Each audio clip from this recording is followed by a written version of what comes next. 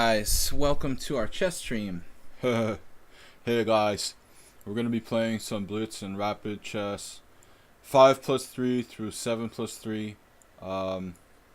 Crazy openings optional. Okay. So no requirement to play crazy openings today. Maybe we'll try that like next week or something. Throw in a weird openings Monday. Since we don't have our wintertime Wednesday weird opening stream. So I know S4 requested one of those streams a couple weeks back, and that might be an idea to throw it back there in the queue. So what is up, guys? We've got 5+3 through 7+3 Blitz and Rapid today. I'm going to be accepting challenges from the Acheulean with the King and the Hill. I never played a King of the Hill game. We are playing the subscribers first. So unlike the Friday stream where I'm just taking all challenges. Welcome everybody. Asterbait, Soltigo, good to see you guys. Who else is here? Mr. Coffee, welcome. No tournament this past weekend, right, Mr. Coffee? JCS, thanks for joining me. Soltigo, I likes how the panda likes to take over. So, first place. Alright. Wait, you're giving me 5 for first place? What does that mean? Is that Mr. Rogers? That is Mr. Rogers, right? Alright. So, Acheulean is not a subscriber. He's been in the simul sometimes. But I will take that challenge if I don't get any subscriber challenges. Giatti, another non-subscriber. So we got new guys. What is up with subscribers taking the day off today? Means you took first place in this week's Bit Leads. Oh, I understand now. Oh, they're all fighting for it. Okay. Soltigo, JSES is file. He's tied with you. Asterbay puts in 1 with the Rosie the Robot. What was the robot on the show Lost in Space when I was a little kid? Actually, it's way before my time, but I saw the reruns. That black and white space show? Like robot. Got all kinds of crazy challenges. This guy's busting out the 10+2. As it says here in our stream, 5+3 through 7+3. So any kind of increment between 5+3 and 7+3, like so 5+4, 5+5, 6+3, 6+4, 6+5, blah blah blah. Maximum 5-second increment, maximum overall 7+3. Lost in Space. They made a reboot of Lost in Space. I tried to watch one of the old shows a couple months ago and it was really cheesy. Alright. So why don't I just take this challenge from Acheulean? We're not going to get a subscriber challenge. I'll take a non-subscriber challenge. This message, I got a message here from Nefedov. Okay. Nefedov and I have some business to take care of. E4.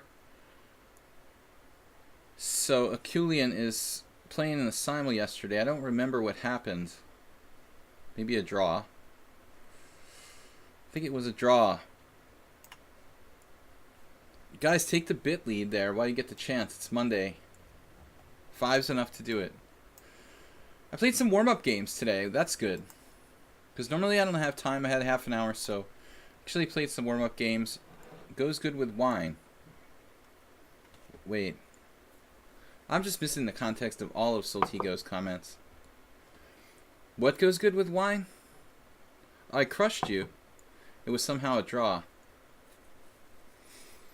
Oh, okay. Well, it was a technical position, right, with the heavy pieces. And, you know, since you're a strong player, it would have been a, like, grind. And I was, like, going to lose on time in a lot of other games. So I decided to cut my losses and agree to a draw in a better position there. But to be fair, you know, I mean, even if you were a pawn down, which you weren't, heavy piece endings have a very high propensity to be draws, you know, so that wasn't going to be easy for me to win.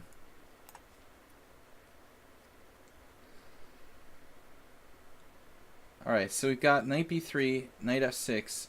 You can also play e6 first. I don't know. I kind of gave up playing this opening after a while. Too similar to the Skevadingen. Whatever happened to Skevadingen? S4 all. Got the coffee. It's late for you guys in Europe. Hopefully Saul is nice and tired. Alright, this is like a Skevadingen transfer. Normally they put the bishop on like d3. I could go for bishop e4 now. Could go for a bagel. So he's just kind of ignoring this potential pin. So I feel like the obligation is on me to go bishop e4 now. The obligation is on me. Now, normally you could maybe sacrifice the pawn on e4 in some variations of certain openings like the Taimanov or whatever. But I don't think you can do that. I think bishop e2 might be a mistake here. Now it becomes kind of problematic to hold on to that pawn on e4. g4 happened to Scheveningen, yeah. Now I've got d5 though, which should be good. German is not working with me. I can say like 5 words. I guess S4 and Akulian are communicating secretly with the German code words to help him save this kind of dubious looking opening. The only thing I know is tag, which is day. How was my day? I don't know. I was like stressed today for some reason, and no particular reason at all. I slept okay. There's kind of high humidity, so it's not like ideal. Even if you sleep, you know, enough hours, you kind of wake up feeling like not that refreshed. But overall, it was good. I went for a walk in the woods, kind of a nice, relaxing stroll. I applied for a new passport today at the post office. Send my passport application in. Because my passport expires in 3 weeks. Actually, well, it expires in like 4 weeks, I think. Maybe a little like the middle of September. I live in the United States, sort of, but I also sort of live in Hungary, which makes applying for a passport confusing because I don't know whether to put my address as the United States or Hungary. I kind of live in both places, so like it's what do you do, you know? I mean, what if you have like 10 houses in different countries, you know? How do you decide which is your official address? Bishop d2 back again. All right, that's a creative move. Does he save the pawn with that? All right, we'll just go for structure. I'm living in Massachusetts, the Northeast. Whichever is tax advantageous exactly. So f takes e4. No, I file taxes in the United States. Alright. F takes e4 here. We've got the better structure, though we didn't win a pawn. How do I pick off that e4 pawn? I mean, do I even need to? I could also like try to prevent him from castling. I was looking at queen f4, all kinds of crazy moves. But I feel like castling is the most logical. We could play bishop d6. This is not a good game for Akulian, who's, you know, actually pretty strong. Obviously not that up on this line. I played this line last time I played this line was against your countryman, Akulian. Probably like 10 years ago against Michael Hoffman. That was, I think, the last time I played the queen b6 Sicilian. It was a draw. Michael played something interesting like queen e2 early, which I think I had faced once before. Not really sure what I'm doing now. Gaining a tempo or losing one. A Two Shark said, finally a chess stream that I personally enjoy. I think there's too many chess streamers now, but you know, whatever floats your boat. Soltigo is good, I heard. And he's donating his profits to charity, which is a really awesome gesture. So I'm not going to be overly materialistic here. It's a weakness. We'll let it just ride for now. We have really good structure and prospects.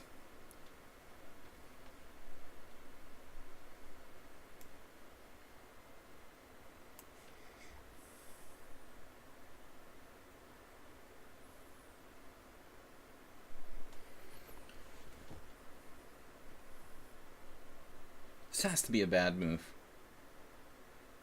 I just came from b4.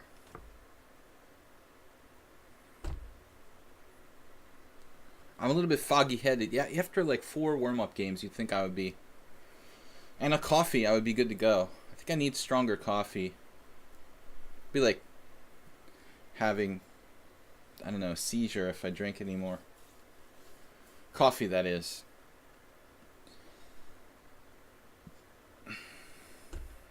Okay, knight to b4, double attacking c2. Something else. Decided what kind of charity my stream will raise money for, since there doesn't seem to be any chess charities. Would like to help the fight against epilepsy. That's awesome. So he found the obvious move. Now I just wasted a tempo with a cheapo. Congratulations, me.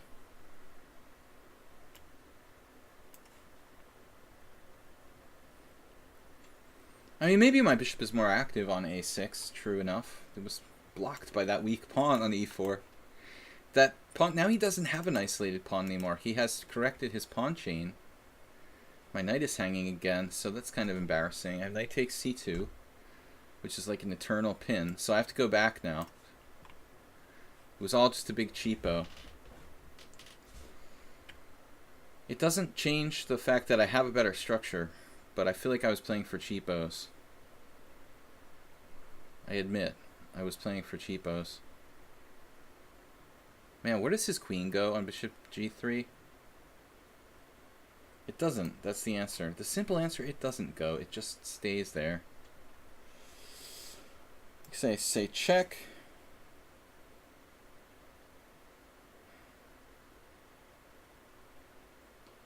And this is really irritating. I have no way to trap his queen.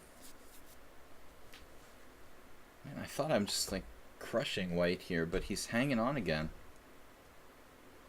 My bishop f4, another attack. Keep missing the moment for the right move. I think I had 95 probably before bishop g3. But there he still had defense with bishop e2.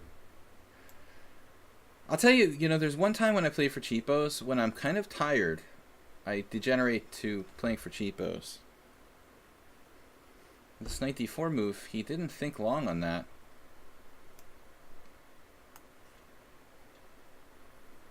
Do I have anything ever here? Like yesterday when I said, do I ever have any tactics? Oh, man.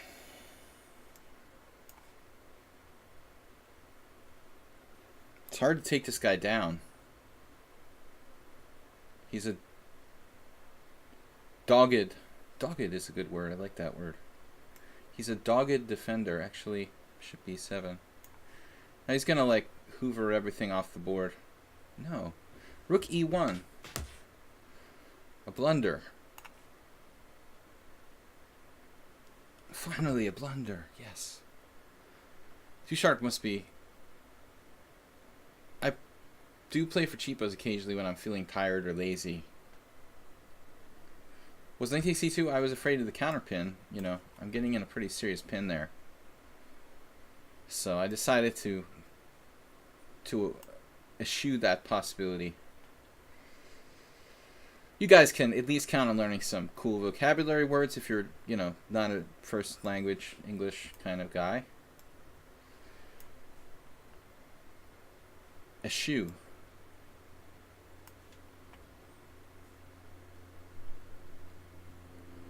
There's a plane coming. The plane!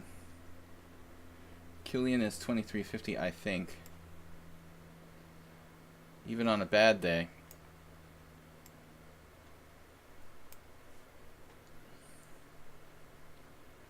He's 2400 bullet, 2350 blitz, although doesn't play much blitz, mostly just a bullet. We need to finish him off here.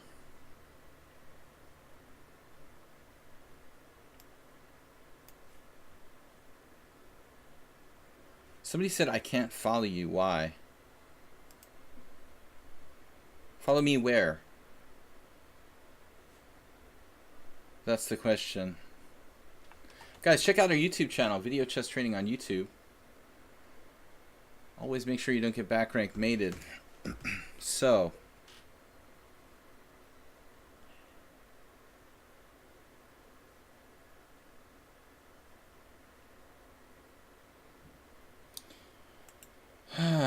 Julian is hanging on.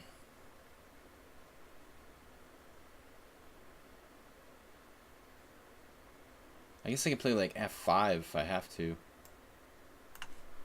Seems like it makes it harder for me though, because e6 will become a liability. I really didn't need to do this. I'm up an entire exchange, you know, so it should really be... Oh, this is good though. I can trade queens.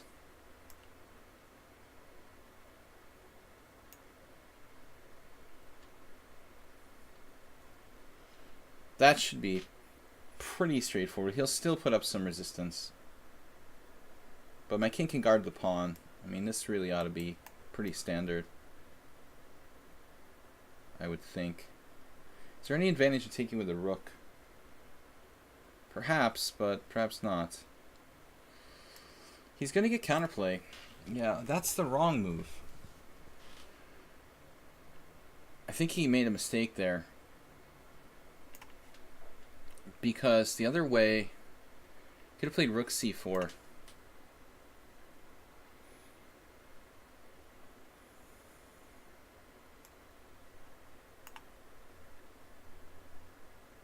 This has got to be winning. I give him a pawn back temporarily.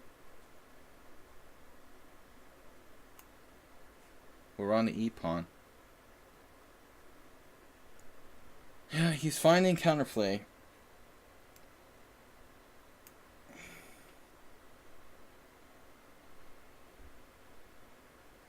He's menacing, menacing. Just say it twice for more emphasis. He's menacing me constantly. No second pawns for you. Man, I need a second coffee for sure here.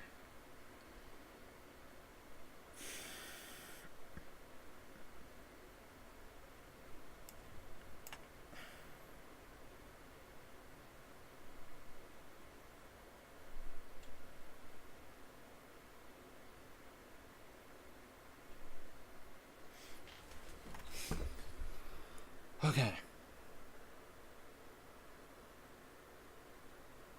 Problem is, like, rook c1, he has this annoying defense.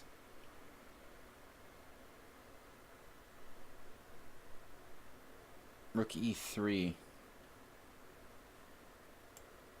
Does this make sense? It's kind of the same thing. It's going to be a little bit hairy here.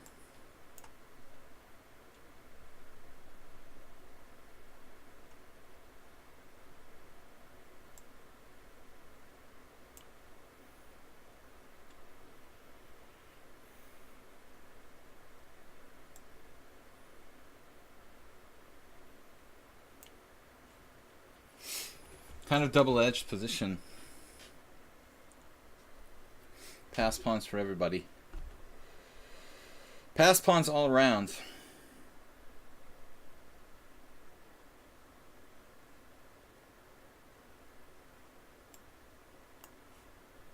Just don't go to d6.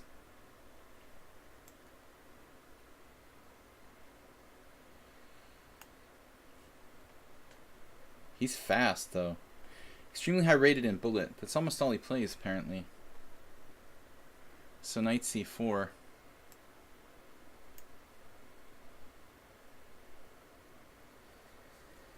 To calculate carefully. Drop the exchange if I can. Check. Force him up to a good position. Then rook b2.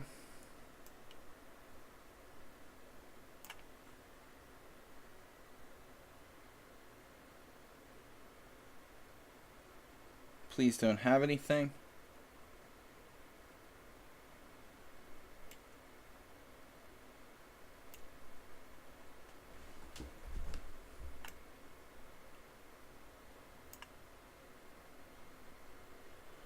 Eventually he's got to run out of gas here.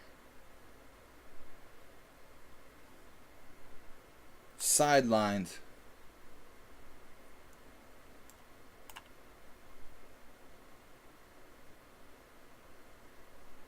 Alright, I'll just safely go back to my cave. Man, he'll make you work. What is this, like 100 moves yet? Man, that's brutal. I'll just sacrifice the exchange back. Rook g4. Rook g5.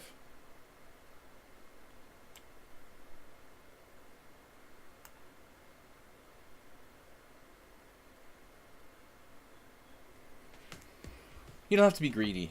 Try to keep the exchange. There's probably other ways to do this. Alright, man. That's amazing you got such a bad position and you survived that long. And almost drew the game, I want to say. Listen, guys, you don't have to challenge me to the maximum time control. You can also challenge to 5 plus 3, 5 plus 5, 5 plus 4, 6 plus 3. Whatever you guys want in those ranges. So, Soltigo, send me a large donation if you want me to pay attention to what you're talking about. Alright? We got our subscribers, guys. Asterbait, Haberbomb, Pichu is not a subscriber, I think. But the first two in the list, ironically, are. I agree, the longer games are more fun.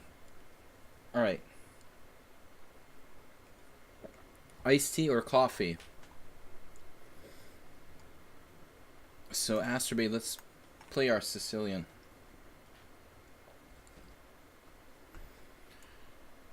Yeah, I mean, I remember when this German master, or I want to say like national master, I think the guy might have even been like an FM or something, played this against me in a tournament. I was like, what? Maybe he wasn't German. I don't know why I thought he was German, but he was definitely from Europe or Eastern Europe, and I thought this is a joke. You know, Bishop c4 is like ridiculous. Beginner's move. But the more I play and face this, the more I think, okay, you know, it's not a great move. White doesn't get a big advantage, but it's just like playing the close Sicilian with colors reversed. So it can't be bad, really. I have renewed respect for this move. I used to think it was just utterly trash.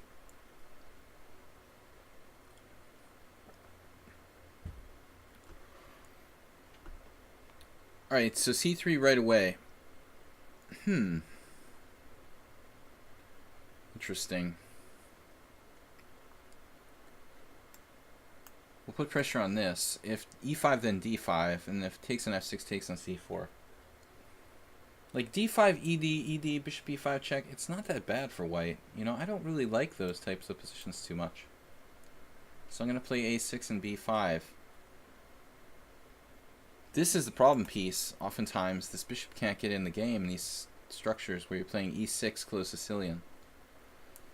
a4, okay, stopping b5, very logical. Although now I have d5 a little more effectively. He still takes, I can take with a knight maybe. Let's just play this. You know, now he could play e5 though. How good is that for me? Like e5, d5, e takes f, d takes c. I could lose a pawn there, but still have reasonable compensation, I guess. But maybe I'm playing this inaccurately. Although on e5 I could also just retreat my knight back, you know, to like there. Okay, so Asterbait, pretty reasonable game. I don't like the symmetrical structure. I'm going to go for a different structure here. This is probably not that great, though. Looking at it in hindsight, white has a decent kind of position, I would guess. Although knight f4 might just smash him. In an alert move there. Bishop a2, dropping this pawn on d3. I'm a little behind in development, but that's alright. I like being up a pawn on d3. 80 degrees Fahrenheit. Will I be able to beat Slaggy today? It's 80 degrees Fahrenheit here. Are you talking about there or here? The pawn, the Nefedov said h4. Oh, h4 is so much better.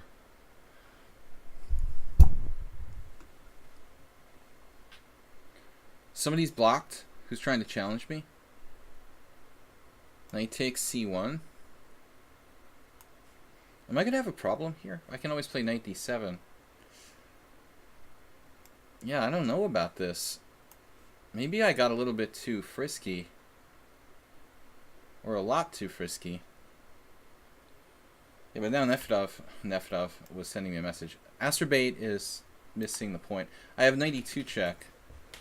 I was seriously concerned that I was overloaded on like b6 and f7. I mean, if he had just calmly retreated or recaptured on c1, you know, I'm not that sure.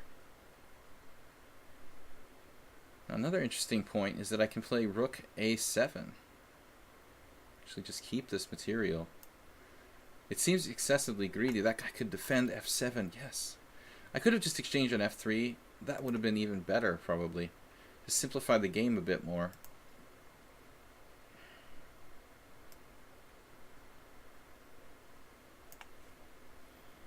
Maybe this doesn't make sense. You know, I'm talking about my rook laterally. Now I'm putting my king on c7.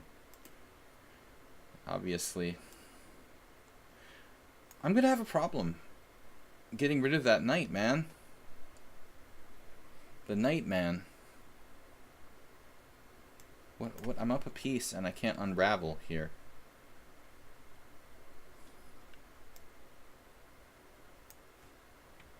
I'm down a rook. Up a piece, but down a rook. Look, no checks. But I can't play knight c6 without allowing the rook to the 7th rank. That might not even be that good for him. Knight c6, rook d7, check, king b8. And then he doesn't have another good move. Can I check if you're blocked? Megisto.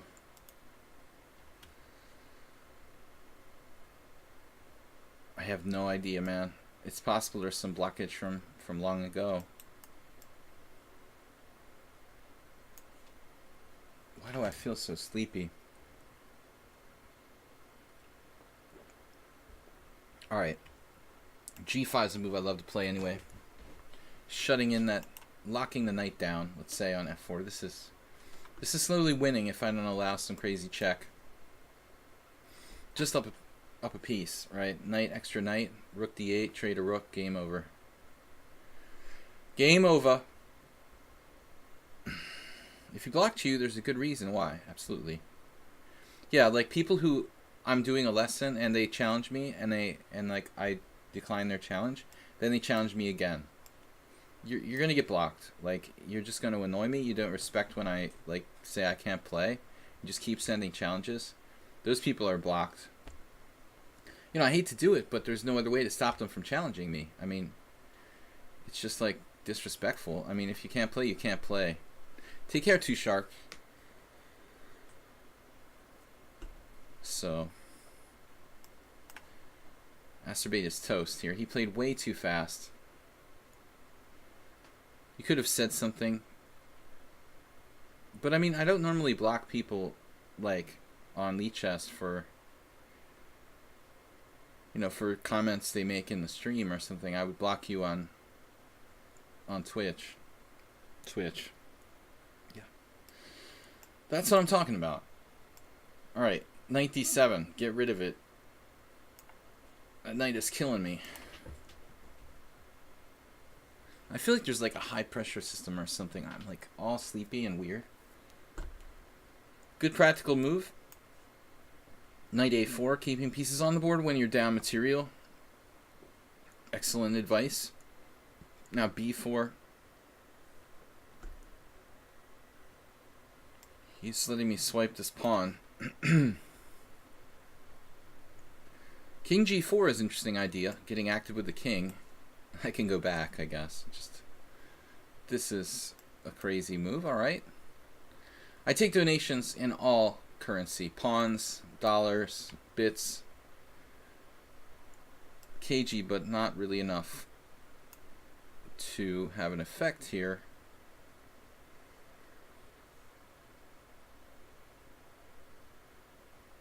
Man, I'm like dizzy.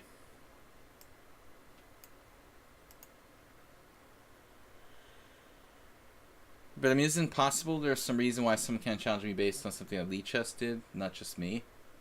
Like if you're blocked on lichess by... No, actually that doesn't make sense. How can I check if I blocked someone? Alright. So what's their name?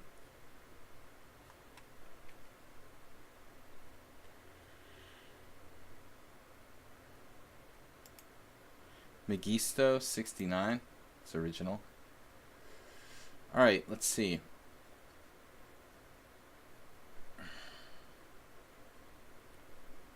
profile. No, I don't see how I'm going to do this. Show my blocked list. How do I do this?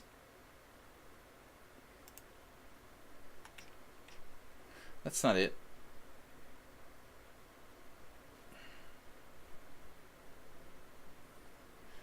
Security. How do I check my blocked list, guys?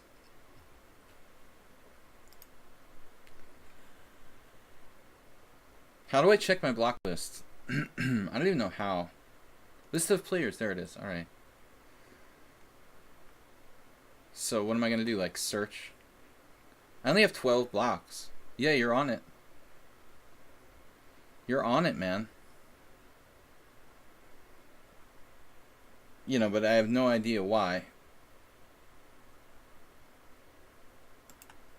Alright, I'll unblock you for now. You better behave yourself. Alright. Haberbomb. Maybe you said something nasty to somebody and it offended me. You know, it's very possible. If I watch chat and if somebody says something offensive in a chat, maybe a tournament chat or otherwise, I would have very likely blocked you. And it may have not even been like, you know, in regards to me, but if somebody is like really offensive in a chat, like in the tournament lobby or something, I may just be like, oh, I'm gonna block them. They're really like a nasty kind of person. That's a possibility. You know, I might have seen something offensive you wrote, but I'm just speculating. You didn't get on there by accident, I assure you. So Haberbomb is up next. Knight f3, knight f6, c4, g6. No, never. Never insulted anybody in tournament. I don't know. It must have been something related to my stream then. It's not a question of being banned. It's just like I'm blocking you personally. I was blocking you because I didn't like something you did. Obviously. It was a misclick.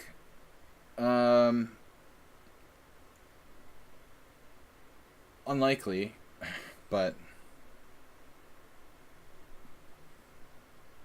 notice that my block list had only 12 people on it. I'm pretty surprised by that, to be honest. I thought I had more. It's entirely possible that it was like erased at one point, and those are more recent guys.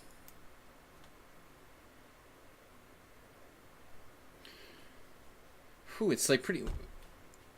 It's pretty cool here. 80 degrees Fahrenheit. Tushar, was he talking about his temperature or the temperature where I'm at? Because it's like exactly around what it is here. But it's not that it's that hot. It's just extremely humid where I'm at.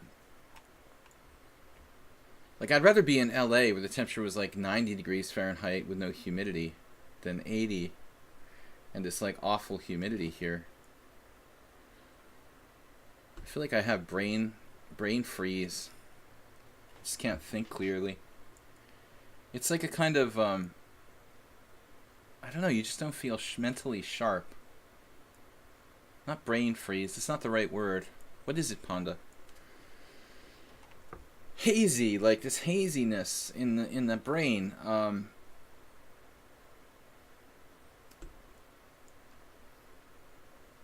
I think you would feel that when you're very tired, but I shouldn't be really tired.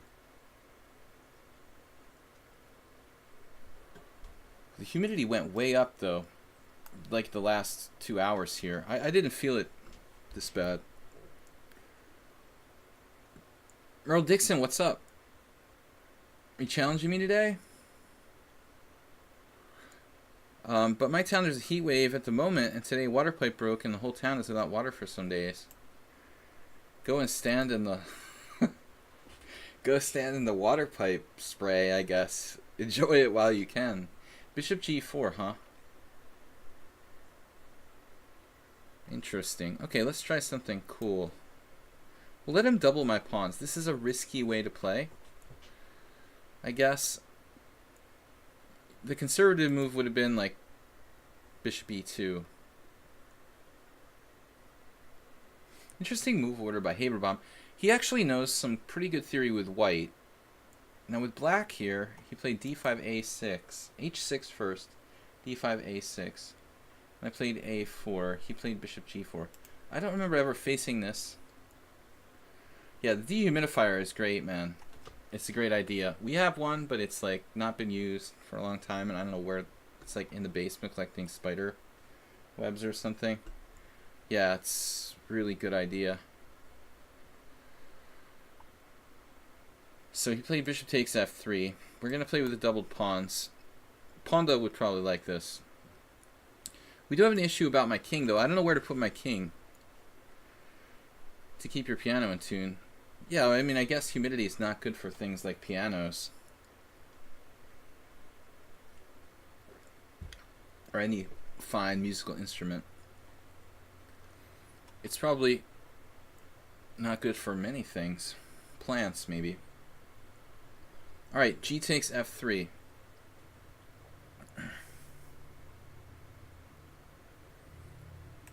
Very, very high humidity here.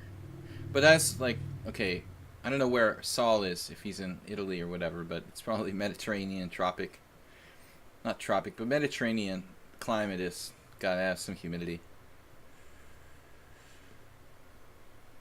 It's just like, I feel like my brain is not functioning properly. What brain? Queen a5, another aggro move. But now rook a3, this is like the classic rook lift. I'd like my king maybe on h1 right about now. A nice safe white square where nothing can touch it and it's far away from any sort of threats. Now what are you doing? f4. But I do need to develop my pieces. Let's go here first. f4 is in the works. Should I have played f4 to stop g5 maybe? It's interesting. Okay, now he's on this tangent with knight b6. I don't know what that's about. That's usually bad. I mean, it looks like he's going to play queen b4, which is one of those sort of suicidal moves for this type of position. Unless he's got a more sophisticated idea that I don't see. So queen b4, rook b3. I mean, he'll never go anywhere with that. f4 is useful. Castles is necessary, probably. Still kind of a creative setup for black. I'm not sure what this is doing.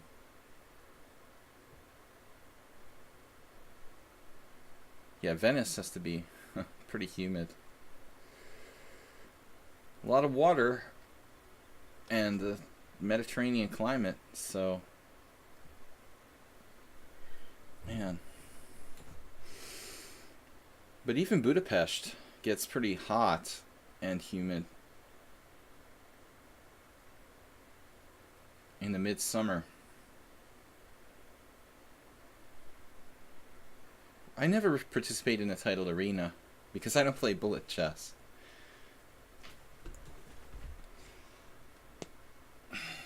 More constructive things to do with life. So black's gonna play like the e6, I guess. The e6. That's okay.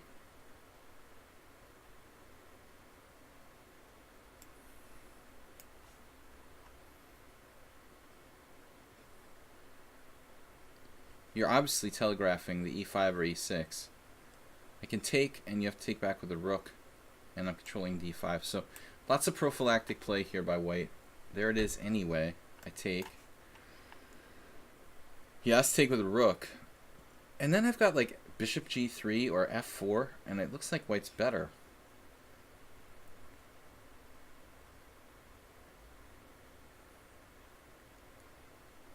I also have like rook b3 at some point. If only I could play bishop e1 and trap his queen on a5.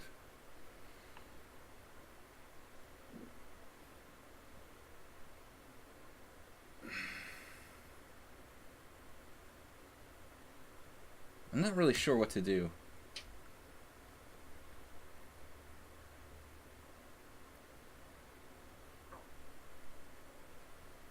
f4, f5, perhaps.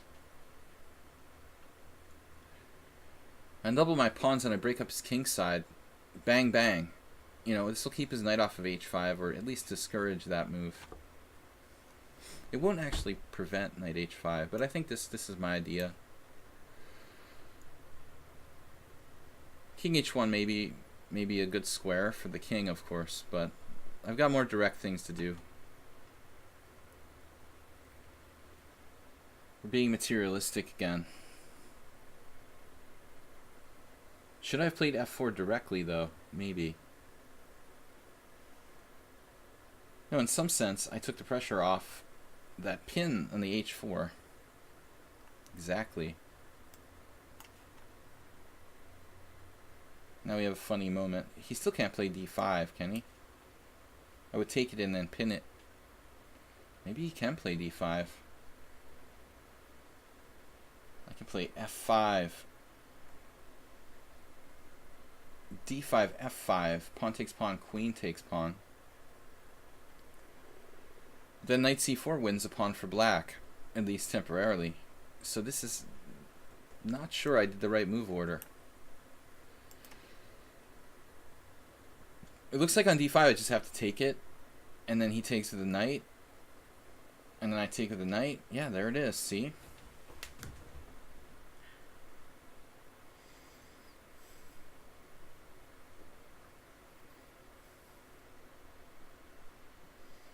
And the $1 million point is that his queen will protect the rook on d8. Right now it's not doing that. Okay, what if I play f5 and just get it later? I'll grab it later. I'll catch up to you later.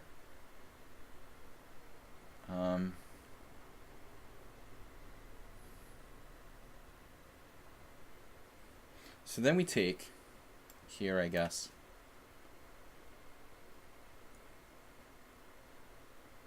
Still nothing special for white.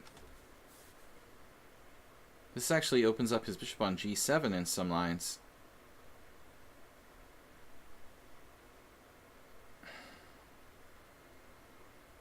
I feel like the two bishops are... white is better, but knight takes, queen takes f5, bishop takes b2, I triple. Okay, that's strong.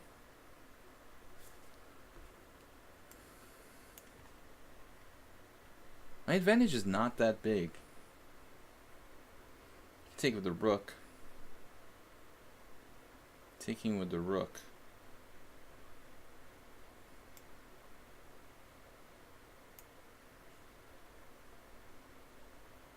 So this is a big threat. Did I in fact miss that right away? Oh man. But that was just really strong. Oh. That's like debilitating. I mean, rook d3 would force c4, and then queen takes c4. He just has to resign probably.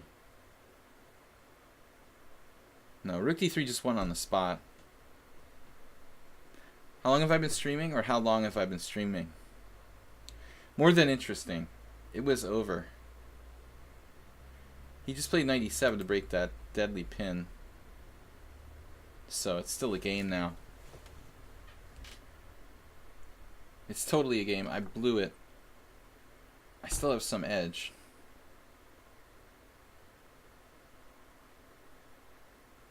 Not nearly as much as I had.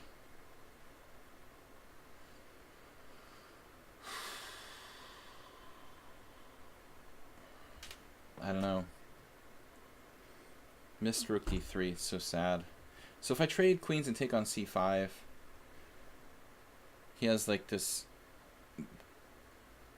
queen d2 move. It shouldn't really be a big deal.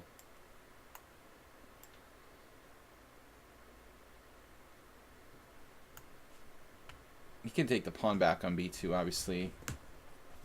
My two bishops, it's probably something, but not enough for white to have a real advantage. If he gets the pawn back, he should be kind of okay. Kind of okay.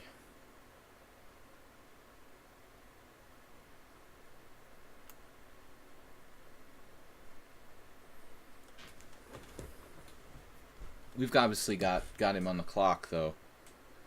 He's got to play with 3-second increment now for the rest of the game without making serious mistakes.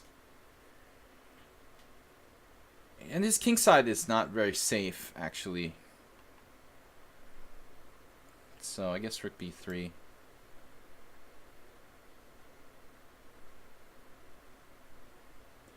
Suddenly, alright, he doesn't have rook c6. That's very important. This move is not... Hold on, he traded, but this is like probably a very, very difficult tactical ending for black. Definitely would not be my choice. He was about to flag. Knight f5, bishop d5.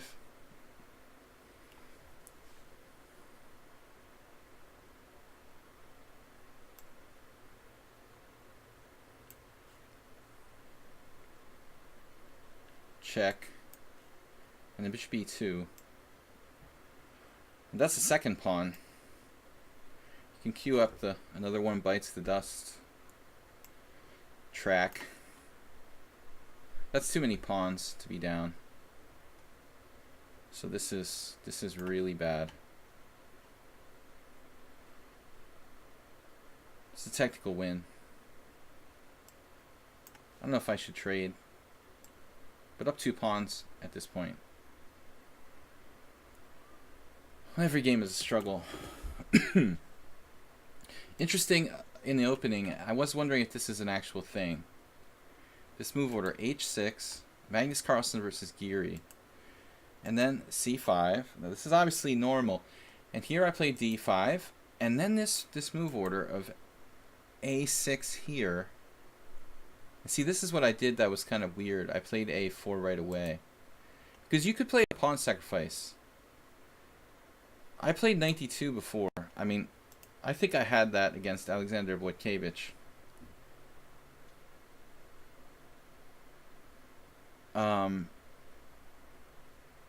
But a4, and then this move, bishop g4. That's interesting. I've never faced this. You know, it seems like kind of a complex, interesting move. Alright, let's go on. So, any other subscribers in the challenge list here? No. The point of 92, it's like, it's a Benoni. It's a very, very common maneuver in the Benoni. It secures c4, it overprotects e4, it prevents knight h5, has all kinds of points. Avoids the pin that happened in the game. Yeah, that's pretty standard. So Pichu's up next, strong player. Alright, he's 2196. It wasn't hot until I started streaming. And then suddenly I feel like it's like I'm suffocating. There's no change in the weather. I looked at the weather today. It said it was going to be like the same. It's like a front. There's a big weather change coming on. Makes you feel funny sometimes. Yeah, so 92 though, I was thinking black can sack a pawn with b5. And it probably can. I mean, Wojtkiewicz did something like that. I lost against him once when he was still kicking around. R.I.P. But that variation I played so many games with, and I don't really think that white gets an advantage, but it's just that it's something that I'm comfortable with playing. Here, Queen's Gambit declined. Same setup, ironically. But a totally different kind of position.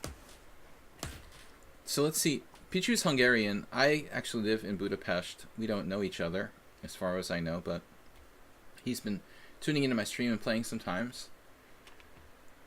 So, recently I did a game on, analysis game on the site that I work for, chesslecture.com, where I analyzed the Botvinnik game.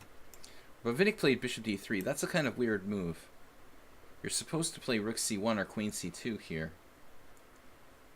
Rook c1 is like main line.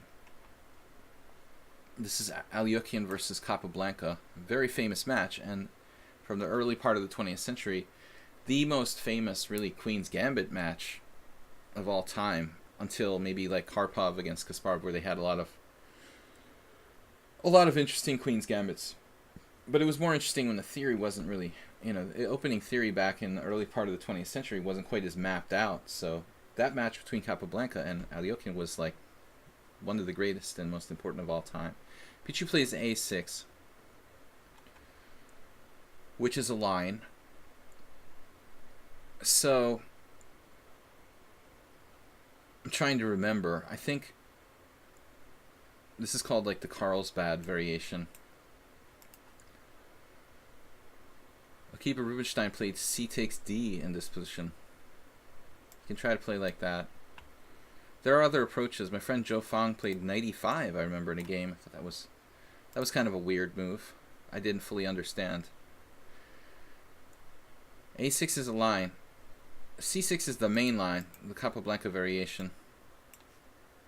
We are seeing people play h6 sometimes, which was, you know, never really thought to be a big deal. So now knight takes d5, I think, loses material. So he has to play pawn takes. And that's what he did. So this is what Rubinstein did with white. I had a game later against National Master Hao Terry, where I won following Rubinstein's plan.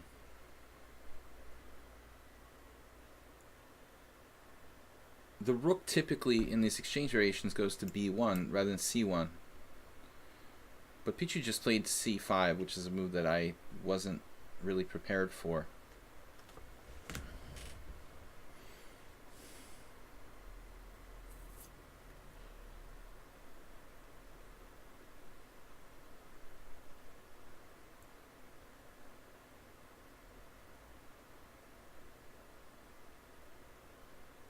So, can we try to win a pawn? Some crazy thing, dc, knight takes e5, bishop takes f6.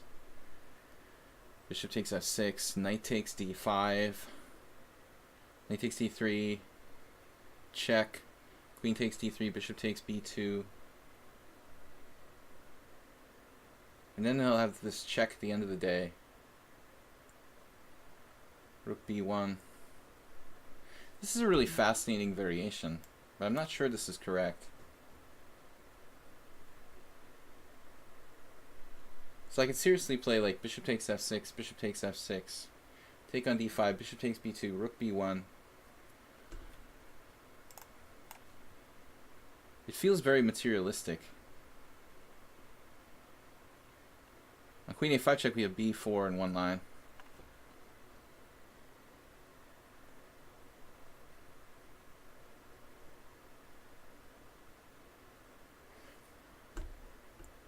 This is not necessary, though. I mean, I could play in more positional fashion, like Salo Floor, who had a game with someone really good. I guess it was Capablanca as well. Floor versus Capablanca, in a similar position, he just, you know, gives up the bishop, saying, okay, you can have my bishop for the knight, but you're going to have an isolated pawn. Capablanca drew with an isolated pawn ending against Floor. It's kind of a standard position for chess theory nowadays.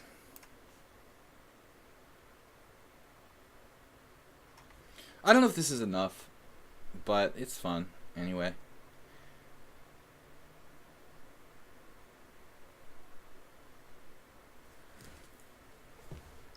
Bishop takes b2 drops a piece for black, I guess. So he has to kind of do knight takes d3 or else be down a pawn. That's my first line, so this may be pretty forced for both sides. I mean, something like queen a5 check b4, queen takes a2, knight takes f6 check leaves him with a bad structure. But here I have some sort of hallucination. So maybe this isn't so great for me.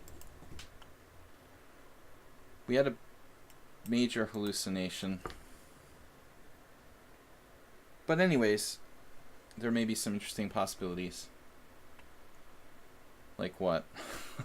Find one interesting possibility here. I don't see it. I feel like I sold out. I think I don't have anything. Pichu, how much time did he use? Like 2 minutes. Wow. This wasn't anything.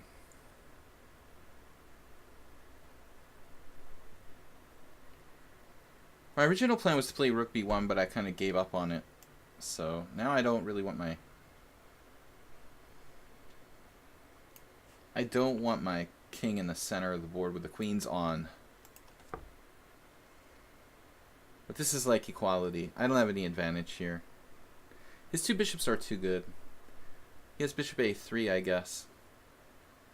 Okay, it's like a draw.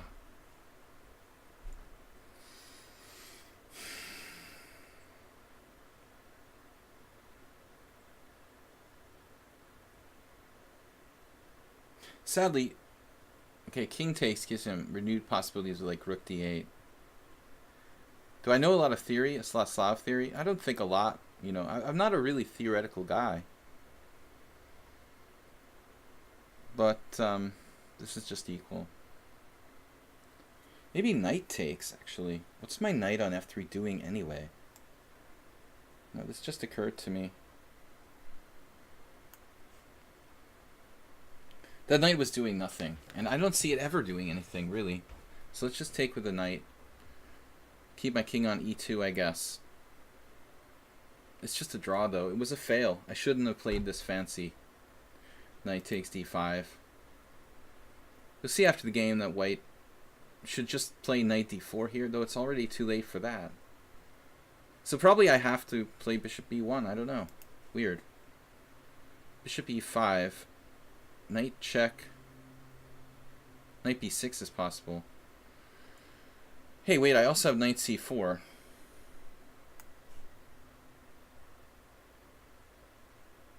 Oh, this is getting kind of weird. Bishop f5. Triple exclam. Sacking a bishop temporarily.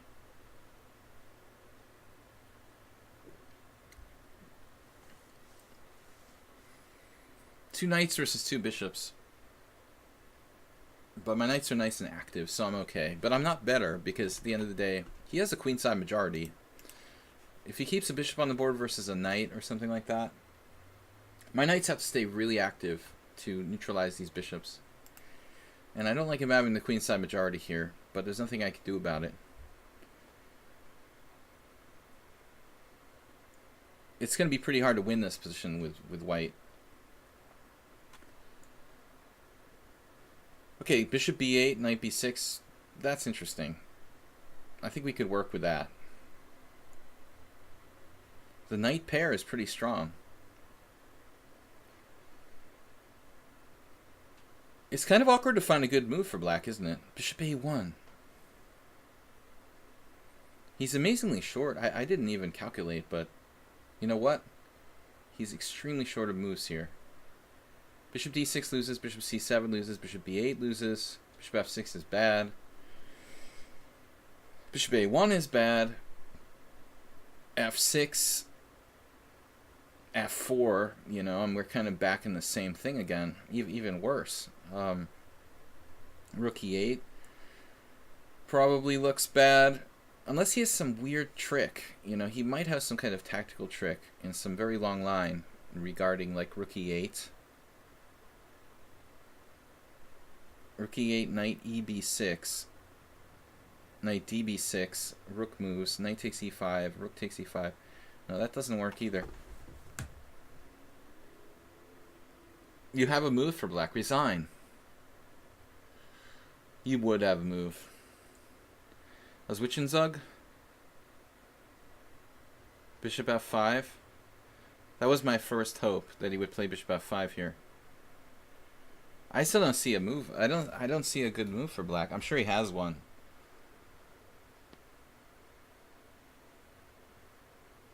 Doesn't this just lose immediately?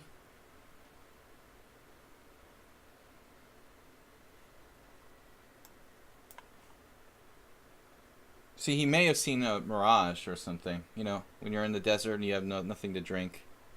After a while you start... I've had a million mirages. This looks really bad. You thought rook e8 holds. Yeah, but I play knight b6, the same move. And then I'm gonna play the other knight to b6. And then I'm gonna play like knight takes e5 next move, followed by taking on c8. So here he's just losing a rook, it looks like. Can he hold on? Okay, I have the exchange minimum. Knight check first. King h8 only move. Then I take, and he's got...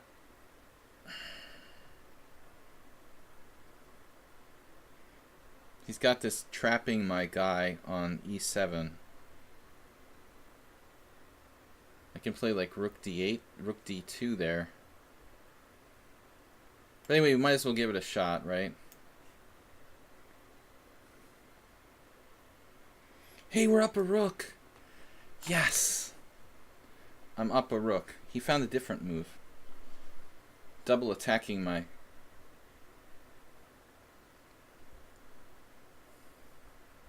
It's alright. He has a check on b4. Not too worried about that. What I really want to do is just keep the exchange and stay, you know, up.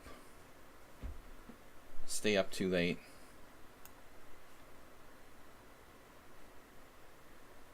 My knights. Yeah, we're just up the exchange here. It's easy. Life is good. Better structured, better king position, up the exchange. Game over. That was weird, you know, almost unfair. How his bishops didn't work. For sure he must have had something. Clearly playing for bishop c5.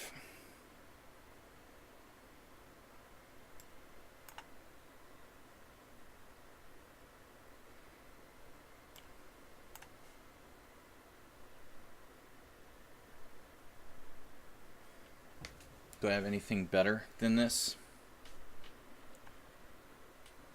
He's a fighter and he doesn't give up easily.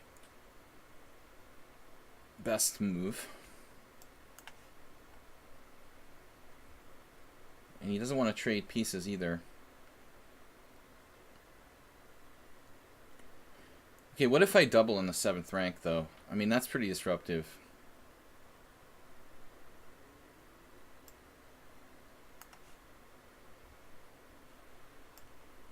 He's going to be in a really bad way now.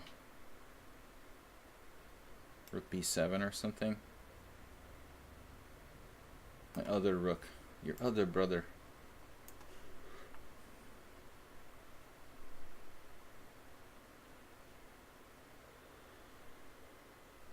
Can't I checkmate him?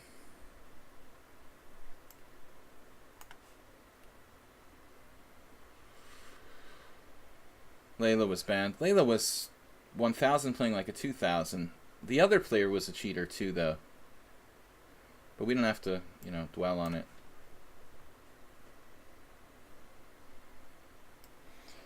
The guy came on and like accused me of being salty.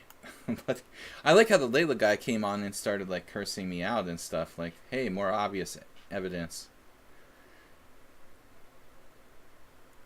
It's rare I get 2 cheaters in the same simul. Usually, like, we would have, like, 1 maximum. But I was pretty stressed about it yesterday. Oh, no. I fell for his little swindle. I'm going to mess this up, seriously. Play g4 like an idiot. Alright.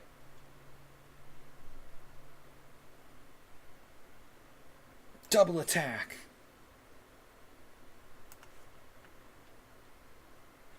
Genius defense by black, though. Objectively. Man. He just won't leave me alone.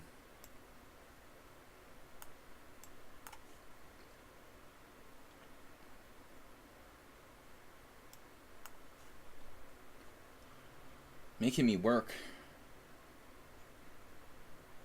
Making me work like a dog.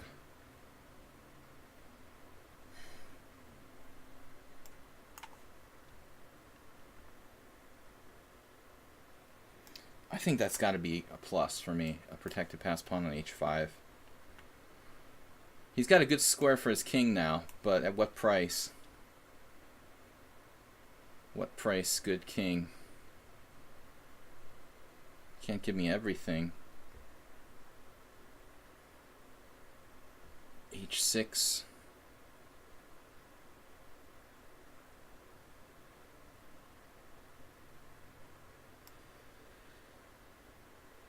Yeah, I guess I should go.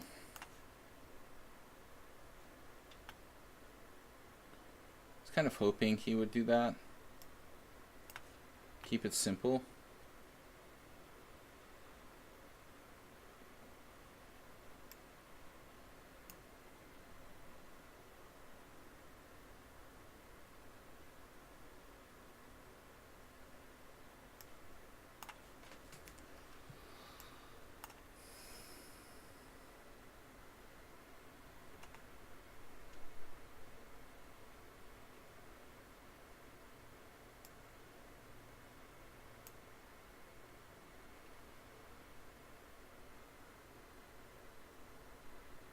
What a fight.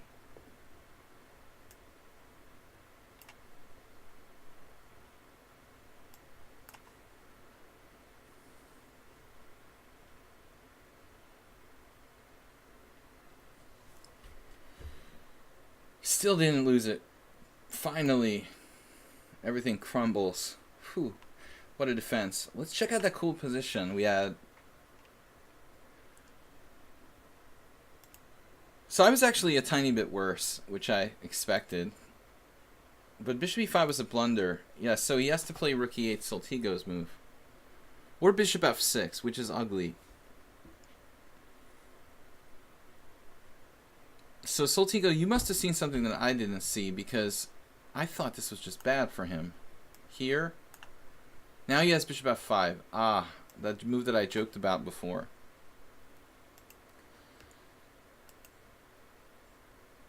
I don't know if I would have found the best move here. f4. With the rook there, you know, you're thinking bishop b8 now. And still, like, this is a huge idea to play bishop f5. Knight here. Something a little bit similar to the game, where he sacks the exchange. Knight e7 check. Double exclam. Rook takes e7, knight takes a8, and black has compensation, man. This is not clear at all. Or he could play the crazy, not so crazy, just, you know, bishop f6, which isn't that bad. But this was the blunder, bishop e5. He should have gone to a3. You know, this, I guess, is based on covering e7 so that you can play bishop f5.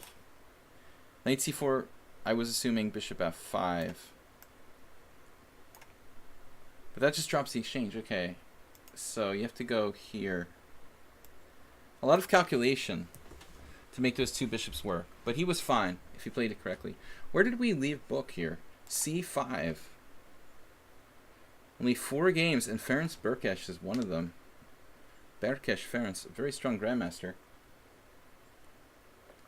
I made my second IM norm, winning a closed round robin when he was a little kid. He was like my toughest competition in my second IM norm tournament. He was like 13 years old, and I had to beat him for my second IM norm. It was like last round or second to last round of the tournament. D takes c5. So I played, what, the best move according to theory. This is really weird, man. The c5 best move according to... No, it's like never played. That's insane. And it's like one of black's best moves, apparently. c5. Wow, I was never aware of this. Mungo tool. D takes c5, okay. Knight takes c5. And then nobody had the stupidity to play bishop takes f6 like me. I mentioned knight d4. This was the Flora Capablanca style. But I think that's also equal. So it's like you stumbled onto a line that's actually pretty good, but it's totally never played by anybody except for Berkesh. Yeah, he does play this line. He did play this line, this a6 line for a while. Around that time, I guess. The second time I played him around that time, maybe the year before, No, I played him in like 2001. That was it. When he made his GM title. But knight takes c5 castles. What concerned me there was that black played bishop g4, obviously. But Berkish played bishop e6. So now I can take and take. This is apparently good for me. Like the similar thing from the game, but this is better for some reason. Huh. So, Ferenc just played bishop e6. Which is slightly better for white, I guess. Nigel Short managed to beat somebody in 2016 with black here. That's weird. No surprise, though, it was 2,300. Short was slightly worse. A6, yeah, I mean, that's how Rubinstein tried to exploit the B6 square. Not so easy, though. Alright, we have any other subscribers here? Mule Skinner and Testosterone. What's up, guys? Thanks for playing the Simul yesterday. We'll be back tomorrow with our viewer tournament, which wasn't happening last week because I was away. You have batteries in your keyboard. Alright, Mule Skinner, no more Peerts for you. Let's try the Carol Khan again. How long did it take you to get openings down? Oh, about 10 years. I don't know. No, like 5 years. I mean, I started playing tournament chess in like 1986, and I think you could say by 5 years I had like openings somewhat worked out. Mule Skinner plays the exchange variation. That seems weird to me that he does this, because he normally plays closed positions. I forgot about this, that he does this. Of course, when you're white, you have more flexibility. Guys, please support the stream. New week here. Merle Dixon with 25 bits, Soltiga with 5, JCS with 5. Support the stream with a donation of bits or on lichess on PayPal. You guys can support the stream with PayPal. The panic attack, the Panov attack is what I always played with white for a long time. I think it's like bordering on a positional mistake. But in practical terms, the Panov attack is actually quite promising, you know, because you get an open position. Players like Larry Christensen or some, for example, some grandmasters who really weighted toward tactics rather than positional play are going to find themselves like more at home in an open structure. Now this is I've never seen this. Not in this position. That's normal against bishop g4. So what the heck is going on? Queen b3, knight a5 is just good. Is just good. Chess is not fair. Put my knight on the side of the board to gain a small advantage. 3 million positions after 4 moves. Yeah, it's better not to talk about that. It makes chess sound really daunting. Once again, guys, please support the stream. We'll be doing a full week this week. Monday, Tuesday, Thursday, Friday, Sunday. It's really hot here. So Mule Skinner, what I think he meant to do was to play CD, knight takes d5, and then queen b3, which is the main line. The main line. And now the million-dollar question, should we take with the pawn or with the knight? You gotta take with the knight here, I think. If you take with the pawn, he could play... Well, actually, both are possible. Knight takes seems simpler. A little cleaner.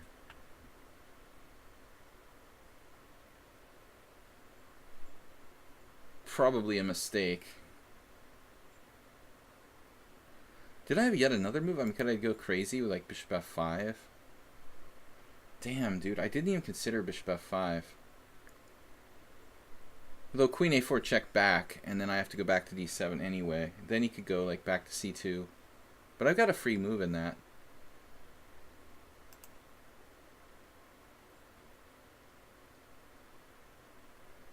Yeah, I don't think this is my best option, really. Yeah, this is the problem. He has knight takes. Structurally, I'm fine.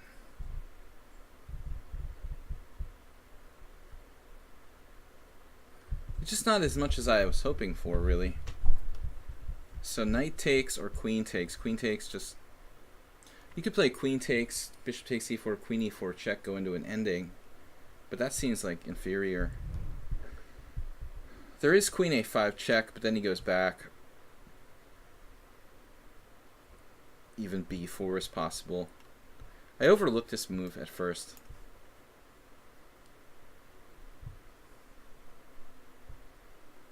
So actually white's position seems pretty reasonable after bishop takes c4. I up to screwed. Maybe he's not better, but he's not really worse like he should have been. So I guess it was a serious mistake. I mean, I thought, okay, I can take either way. But bishop f5 might be the best of all. Shoot. I just should play bishop f5, force him to play queen a4 check, and then go back to d7. And then he has to go back to c2 anyway. Then I've got a free move of development with bishop d7.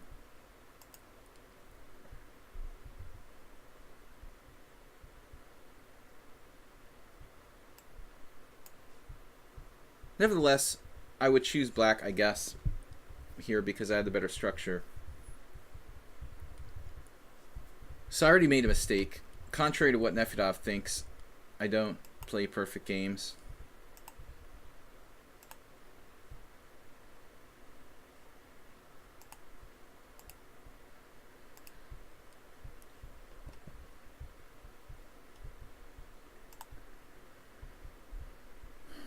Just a classic IQP position.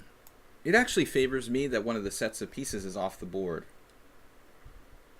in a sense, but at the same time, he's pretty well mobilized.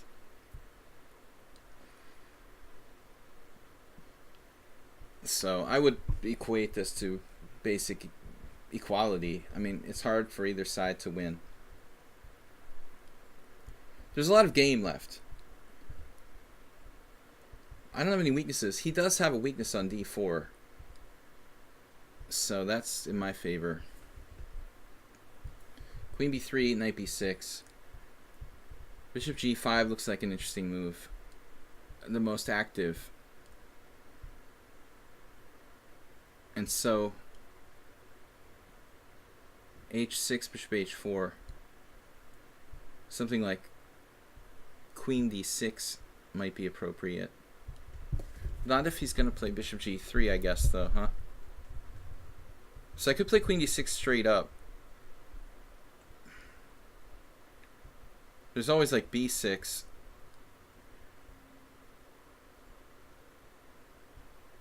b6, rook e1, bishop e7.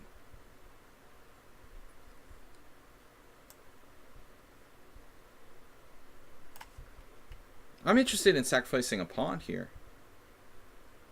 It's fine with me. I mean, I have great bishops, and I don't mind. You know, if you want to give up your white square bishop and give me total domination on the white squares with bishop takes d5, I'm on board for that. You know, that's fine with me. Because on bishop e6, I constantly have problems with exchange sacrifices. That's my biggest problem there. I gotta be consistent.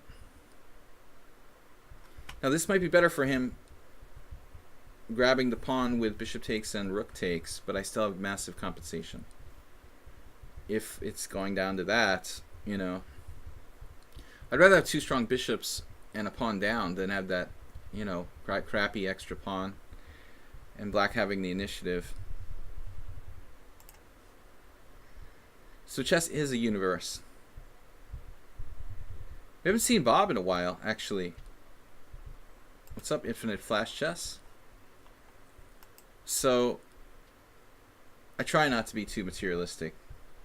We give you this pawn. It's my present for you. Bishop takes, rook takes, e7. Obviously, best for white. But I have to play bishop takes, queen takes, because bishop takes, bishop takes, bishop takes, e7, not rook takes. So he's being generous. He's not taking my material away.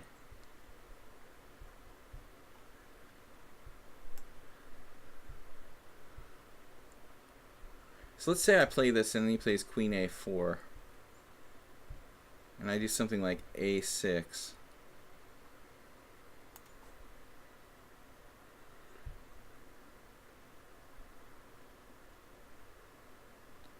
Queen a4, a6. Queen b3 was just played. All of his pieces are perfectly placed now. Admittedly.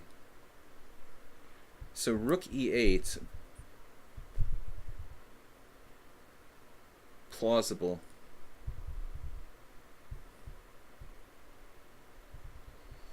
But actually a lot of things are plausible. h6, I don't like that. h6 is a like lazy move. Queen d6 is possible. Again, bishop takes, bishop takes. That's a problem. Bishop takes, bishop takes, bishop takes, bishop takes. So I can do this? Kind of funny. Bishop takes, bishop takes, bishop takes, bishop takes, bishop takes, bishop takes, bishop takes, bishop takes. You can analyze like that.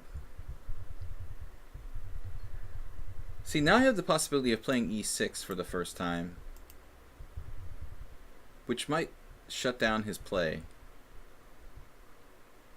So seriously, bishop takes, bishop takes, bishop takes. Alright, anyway. Enough of this nonsense. Alright. Now it's just no more e7 pawns for free.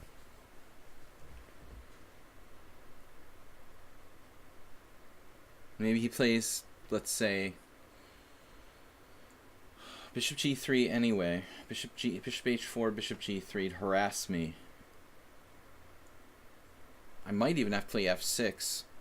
There it is, see? He's like psychic. Hold on. Queen c6? That's a kind of bad move, isn't it?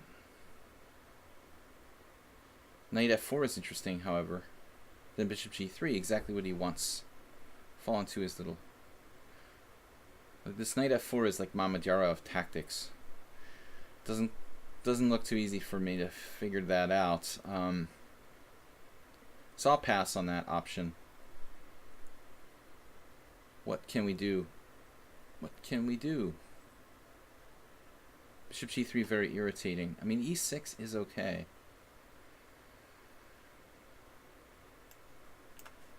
I'm used to playing this structure. It's a little bit of a concession. We have a monster knight on d5, but it forces me to be a bit passive.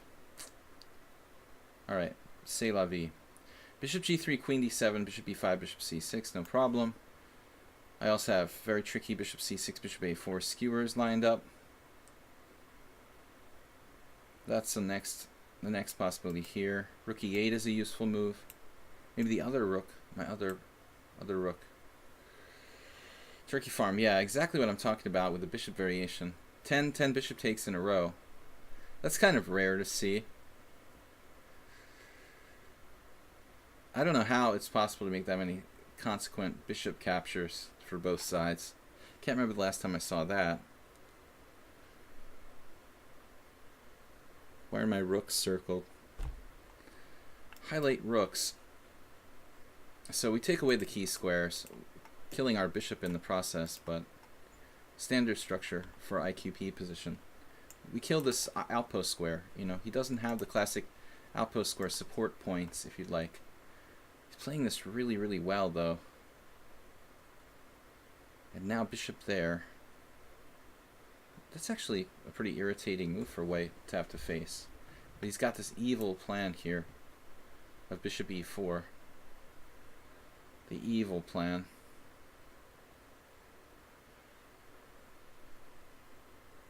I could win like 2 pieces for a rook with like h6, knight e4, f5, knight d6, f4, knight takes c8, etc., etc.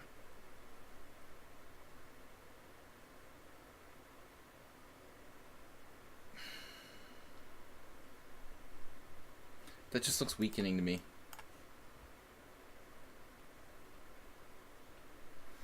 I'm reduced to playing for cheapos. Yeah, you just play like rook c1. Actually, I can come out here. On rook c1, I have bishop h6, which is actually a good move.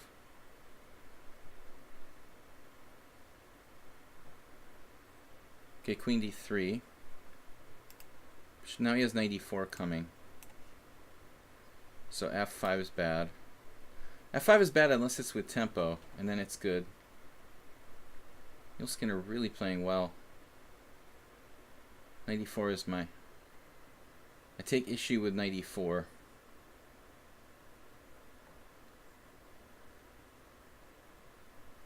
So what am I supposed to do? I have to play f5? That's gross. And he's on the queen d3. That's an awesome move. This is so awkward. Now he's just better. He's played like a genius. 1955, but really, really good.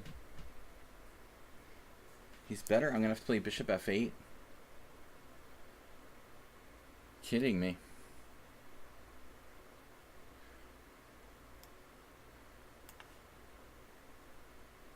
That's a Rubinstein maneuver, by the way. Rook f7, bishop f8. Famous Rubinstein game where he was white, and he did rook f2, bishop f1 in a key position. In a Kiba position. Such a bad joke. It's just ridiculous. Uh-huh. What? Alright, no. You know what?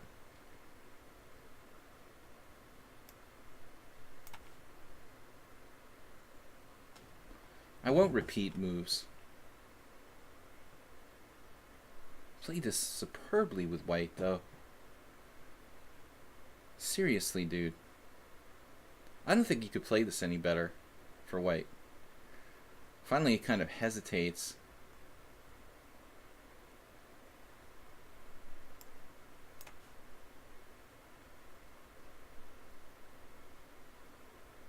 What? Kind of a weird move.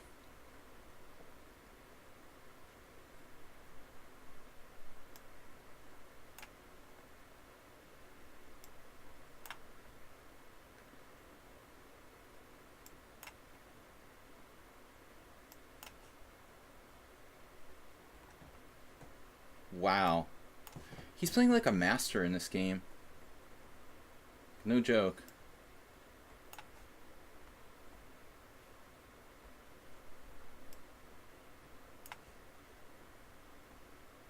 Finally some sort of mistake.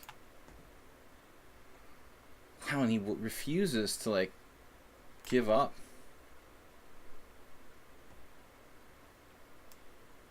Attacking the c3 pawn.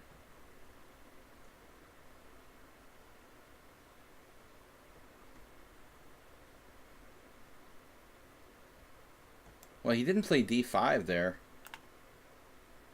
But actually, this is not that clear. Alright, I get the outside pawns.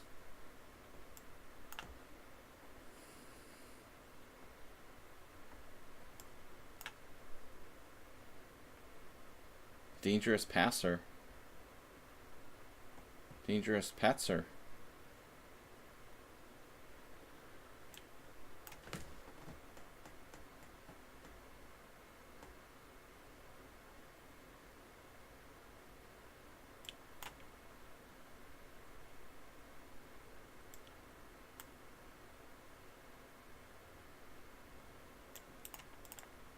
What is going on here?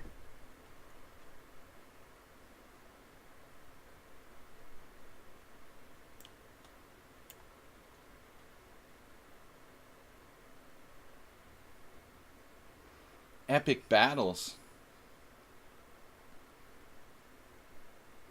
Why did he lose here on time? Oh, he dropped a bishop, but he's queening, so he's not dropping anything. Why did you lose on time here? You're still in the game. I think he just lost on time in a drawn position. King d2.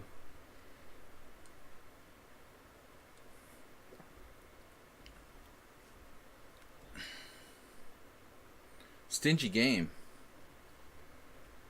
Man, this is Chicharine. Thank you for the Rubinstein Salvi game. That's a real classic. We use the same maneuver here. Rook f7, bishop f8, f6, rook f7, bishop f8. Rook d3 check. It's not winning for me. You see, I'm an up a pawn, but I mean he's got a pawn on the 7th rank here. I have no idea. I mean, I figured I'm better. I'm up a pawn. You know, I've got 2 connected passed pawns. But this threatens bishop e7 actually, so I can come back. But can I win this? Not clear. Good game, man. Alright, so any other subscribers to the stream, I've got Chesstosterone. And then we'll take the next, you know, non-subscriber challenge. You're used to playing with 5-second increment? Yeah, that's luxurious. Good battle, though. Classic IQP. Okay, so Chesstosterone playing the Pierce Modern. The 8th game in a row with black. Yeah, I arranged for that, man. H4. Ponda says I should play H4. Hey, 8 games in a row with black. No! Alright, let's go. So, I'm tempted. Ponda said to play H4 here, but I mean, that's coffee house. We'll save that for the weird opening stream. Next Monday, I think I'll do a weird opening stream again. But I'm bored of playing the same Pierce every single game against you, so let's play C4, something different. I've been challenging his modern defense a lot. That was a chess Ponda, our official mascot here. So we're letting you play something a bit more aggressive. Kasparov, I don't know if you play e5 here. Maybe Kasparov plays like g6, bishop g7, e5. He played against the English proper. You play e5 here, I can play d4. But that's actually a good defense. e5, d4, d6. Do I want to play the English, or do I want... Let's play in English. Play the Boncloud. No weird openings today. I totally rehauled your Pierce rep. I don't think I was trashing you. I don't think the classical Pierce gives white anything. I need something new.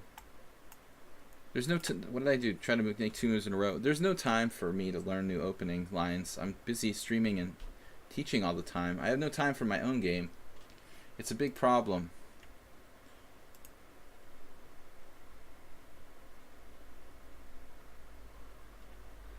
Truthfully, maybe like the lines with f3 or bishop e3, castles queenside are the best lines for white against the Pierce. Obviously, the Austrian attack is critical. All the stuff that I don't play. c5 is a good move.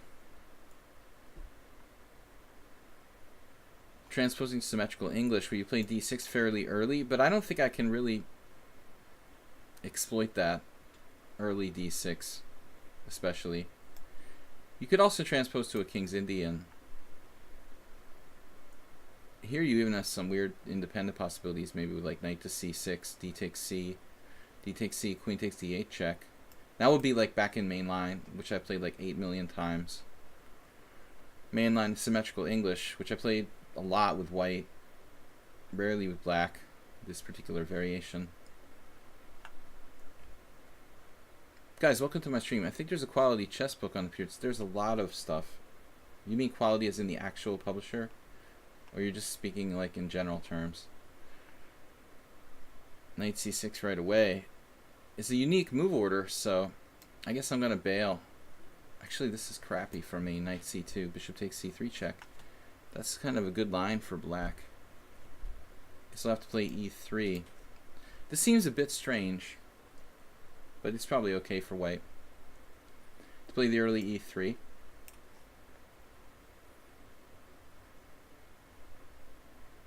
Pierce is a good opening. I play it sometimes in the stream, but I don't really know the theory deeply enough to play it in tournaments. It's a very hyper-modern system, and I think, you know, the more hyper-modern your opening is, the better you need to know it. The more you're kind of breaking against classical principles, giving the opponent space, the more you need to know what you're doing. Quality Chess Publishing, little plug for them.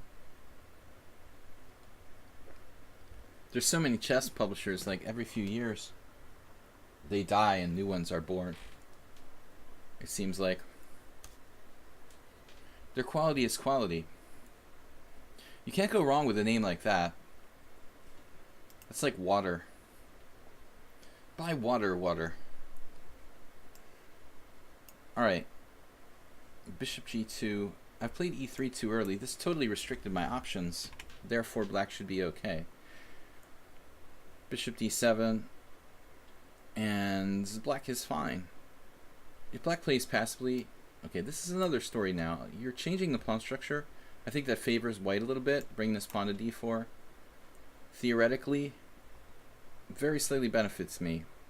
I wonder if I should make a prophylactic move like h3. Do we have time for such nonsense? Sometimes the problem is that this pawn and this pawn get like forked. In other words, if I go h3, you play bishop d7 and then queen c8. You can play this lineup like that. And you'll have a double attack on h3 and c4 with the queen and the bishop battery. You got to be careful with white that that doesn't happen. Although here I guess he's sacking a pawn if he plays. Well, it depends on what you do. If I played rook e1, he doesn't play bishop d7. But if I play h3, he can play bishop d7. So it's not a good thing to bring fresh material to a tourney. Well, I mean, it's a good thing, but you have to be, well versed in what you're doing. That's all. Fresh material is fine, but you need to know that fresh material. So rook b8. We have time for h3, bishop somewhere, king h2. He's trying to play a6 and b5. I don't know. This seems kind of reasonable for black. Am I supposed to commit to like d5 at some point? Is h3 too slow? I guess I just play a4 now? No, you're not allowed to play b5. This weakens my queen side, no doubt. But I guess it's a risk I'm going to have to take here. So b3. Other moves are possible, but b3 is going to be necessary at some point. Maybe, would you like to play d5? That looks like a good idea right about now. I got to throw out, lies, because that's the trendy thing for talking heads to do. But basically, I can play a5, but then he plays b6. He's not restricted anymore. I like just developing here. Let's say bishop e3. Oh no. Well, now he can play b5 for real. That's actually a good idea. Okay, it's going to be complicated. That's an understatement. So b5, I open the a file. Taking doesn't look great. I was thinking c5, and then he takes it, then I play bishop f4. I can win the exchange at what price? I really like the way that Testosterone plays, man. His score against me is bad, but it always seems like he gets a good game. I didn't consider knight d5. I don't like sort of trading here. Maybe I messed up with bishop e3. I should have made one more safe move. Okay, queen d3. Yeah, it's not even that great, actually. He could still play b5. Let's just live with what we've done. Still like white, but he's threatening rook c8, so he's going to pile up and pile up and pile up. Bishop f4 ideas are in there. If I take on b5, I just have a bad game, I think. I'm equal at best. So c5, I don't know. Alright, we'll try it. If only I had like one more move. You know, my rook on c1.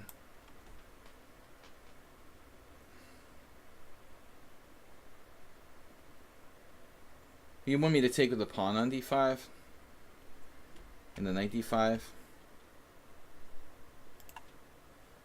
No, I mean, no. I don't like it. So here, if I try to win the exchange, you know, I'm thinking he's got a lot of compensation. DC, bishop f4. Okay, he's a little short of squares, to be honest. Bishop takes b8. Man, maybe that's not so bad for me. Taking a full rook there. And if he takes back, I have stuff like rook a8, trading the last rook off, or just recapturing on c5. Yeah, it's not clear he has enough comp. After, okay, DC, bishop f4, queen b6. Bishop takes b8. Rook takes b8. That's more like it. DC, bishop f4, queen b6. Bishop takes b8, rook takes b8. And he's got a pawn for the exchange with two bishops. So that's his worst case scenario. Maybe he can find something just keeping the position. I don't know. A guide to chess improvement. So, okay, he plays b4. That may be a good move. But this is a different ball game now. Now we're talking about a situation where I have this passed pawn, and it actually looks pretty relevant. He also doesn't have a knight settling on d5 in lines where he was like taking on b5. Yeah, maybe I was thinking about crazy things, but another unexpected move here. Okay, I mean, bishop b5 is just a move, but I'm not sure it does anything. We have a passed pawn. You know, he doesn't. Is it technically a passed pawn until it gets past his last pawn? No. But it's gonna be, damn it. I'm sorry for the bad language. I hate to do that to you guys. I'm a saint. I'm so correct. But no, rook d8, very patient play by Testosterone. The passed pawn from hell. We gotta do this, man. This has gotta be good. It's the passed pawn from hell. I can't possibly play another move. Now, if I were to play d5, I think it's like deadly. I mean, the protected passed pawn from hell is another story. Constant change. My God, man. Long time no see. It's just been like a year since you came on my stream. Well, that's great. He took the thing. And it's gotta be a pin that is gonna be difficult to get out of. I mean, rook c1, d5. We've got everything. Bishop f4, queen c2. I think he's just toast here.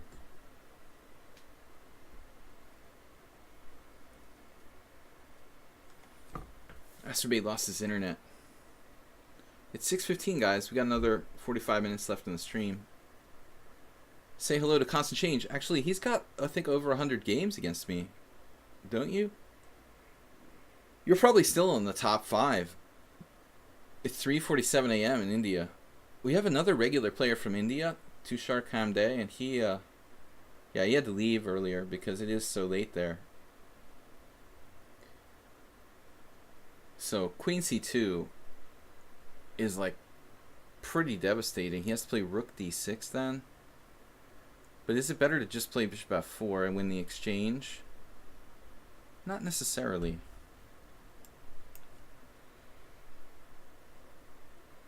I used to play rook. I thought he was going to play rook there. Oh my god, I blundered.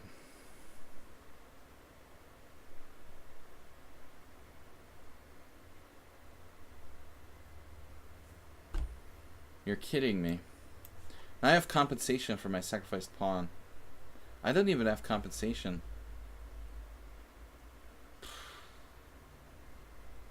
Alright, I'm just really mad. You gotta be kidding me. I did that to myself. Too greedy.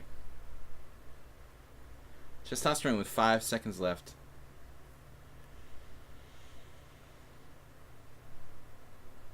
The hippo is kind of an advanced opening. I think it's very risky. It's a little over the top. I wouldn't really even call it an opening. It's a concept. But I've had good results with it. But I think, again, very advanced idea. So I just ruined my whole position, man. This is just really sad. Really sad. So Testosterone should have lost the exchange, but now he's playing like perfectly. Alright. What am I gonna do? He takes e4 and d5, does nothing. Rook a1 maybe. Trying to trap his queen. The operative word being trying.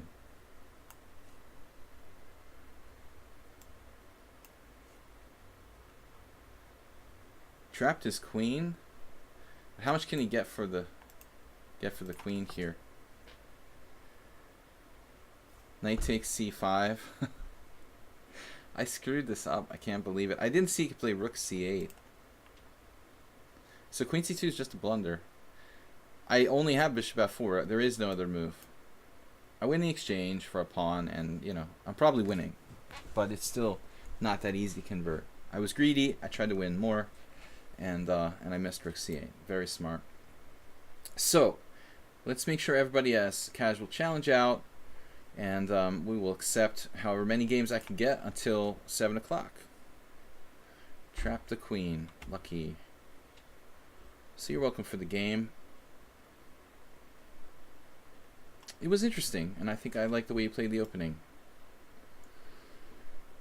So Dmitry won a really nice game against me yesterday. I didn't realize that was his first win against me. He has a whole bunch of draws, mostly in simul, but what I found interesting about Dmitry's game, which was quite back and forth, actually, he was fighting very, very hard for a win, even in time pressure, which is admirable. I mean, most people, when they're playing against a stronger player and they have like safe ways to play, and they're in very bad time pressure. We both were. They would be like content to play something safe. But it seemed like Demetrius was absolutely refusing to compromise. Like he was down to minute and just kept playing like the sharpest continuation he could find. And eventually, I made a mistake and lost. But I was impressed by his. I was really impressed by his. Determination to play for a win at all cost, even with time problems. So I thought we had this before. We had this discussion before. If I castle, and you castle, and then I play like knight g4, yeah, I guess I just castle. We've been here once before. You can't just castle. You have to play f3, and then I equalize with d5. I mean, everybody knows this. But, you might want to transpose to the dragon if you're playing someone who you think is like playing for a draw. Because d5 leads to a lot of simplification. There is a downside to this. I think it is black's best move. But if you're playing for with someone who is intentionally playing for a draw, you might think twice about playing the best move, That's my best suggestion there. So Have I played knight b4 before? Maybe. Against Dimitri, we had a crazy game in a similar line, I remember, which I managed to win. But theoretically, I think I'm supposed to do this. But it's a matter of playing something sharp for a win.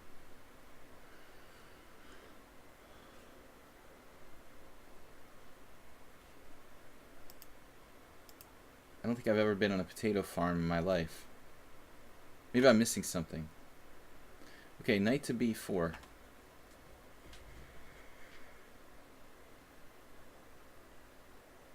Okay, so I just take. I mean, what's the big deal, right? Which way should I take? I think this knight needs to get back to the center of the board. This is what I'm talking about by simplification, by the way.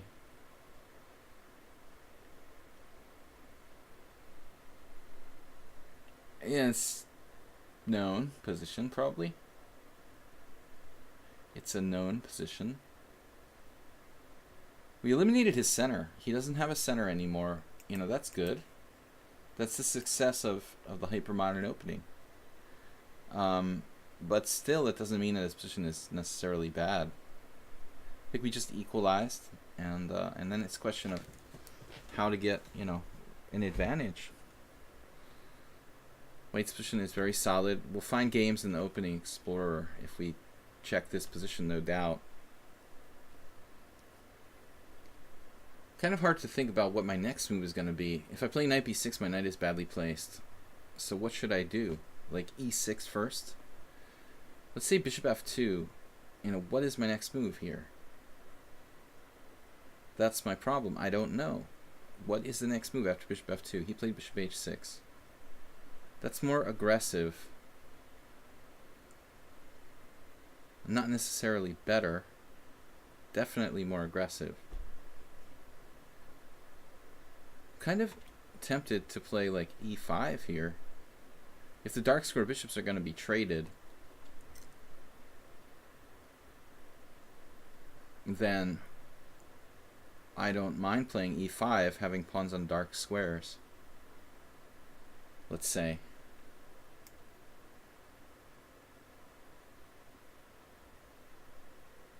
Let's do that. I'm looking for f4 possibly as a square. Played this like instantaneously.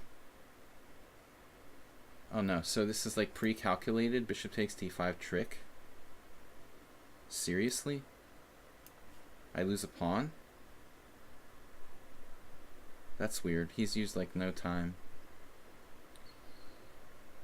So he saw that in advance? He didn't see it. He didn't play bishop takes d5. This wins a pawn.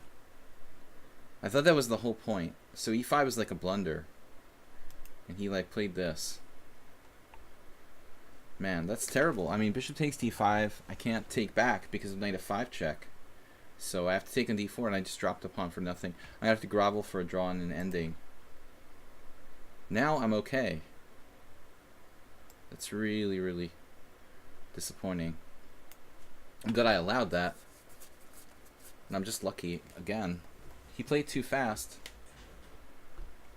A little too fast. If you got a forcing move, you got to think about it. I didn't have the forcing move. He has the forcing move. He didn't calculate it. I did, but I did it too late. I should have calculated that before I played e5. Very bad mistake. I mean, I should be very close to losing and at ending down a pawn. Now I'm probably close to winning. I mean, I have very strong... Well, at least it appears to be very strong threats.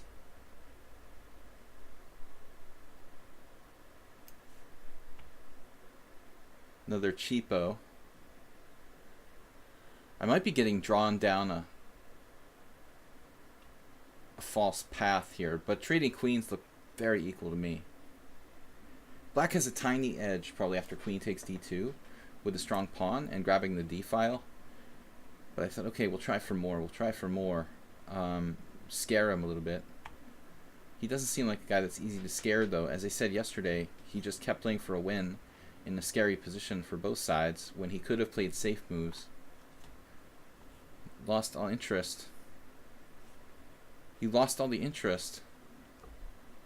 What do you do when you're kind of bored of chess? To Take a break for a short period of time, I would say. I never lost all my interest in chess, so I can't completely identify with you.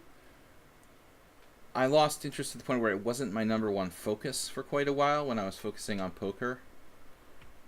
So I can't completely say I ever felt that way exactly. Now he's still got stuff. Okay, Queen C3 looks dangerous for both sides.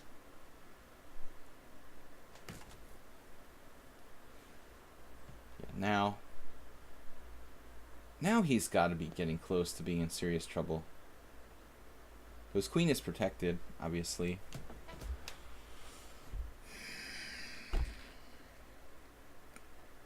I could play something lame like H6. Probably be slightly better. Bishop F5 doesn't seem to work.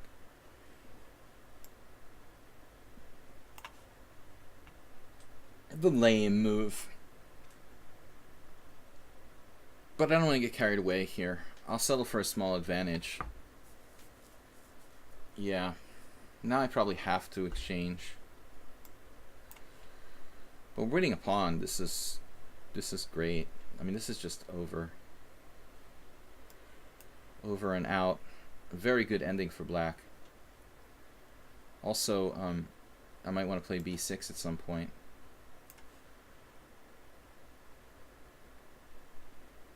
So if he usurps the file, we're using all kinds of cool vocabulary words today. No, I never did teach English as such a second language. I just stutter too much. Okay, B6. I thought he should have played Rook D1 there. Counterintuitive move. But, you know, you don't want to trade pieces when you're down material, but I thought taking the open file is probably worth it. Now we're looking at this. This is really nasty. Getting that bishop on the long diagonal. Turkey farm. Yeah, sorry about that blunder. So constant change. I didn't know if you were since I can't play with you, lost all the interest. I missed his first comment. Constant change. You should challenge me, right?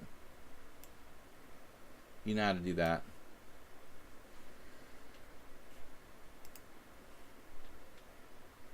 So we're all over white here. It's all over.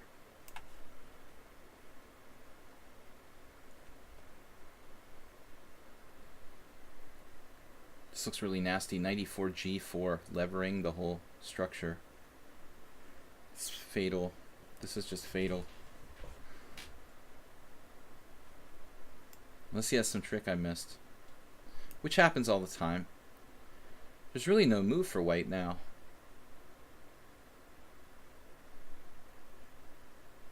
He's got no way to attack my pieces. No knight c5, no pressure on f7. No way to attack this guy. So guys, knight g5. Oh. Okay, yeah, that's not good. You're done. You're done. Stick a fork in him.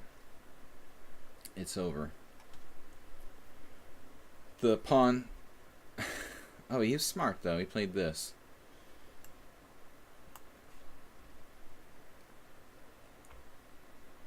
Difficult to defend this. Now rook f1.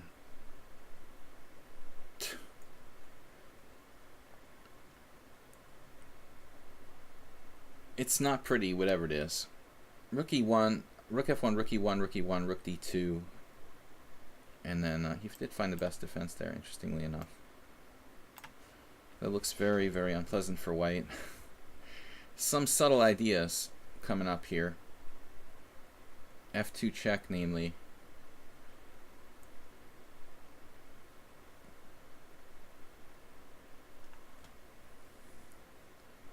But Dmitry missed the winning of a pawn, man, right out of the opening when I played e5. So I don't know, that's pretty bad.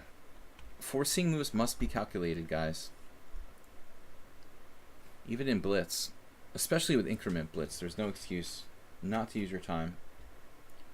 I should be fighting for a draw right now, down a pawn in like a rook and bishop endgame or something.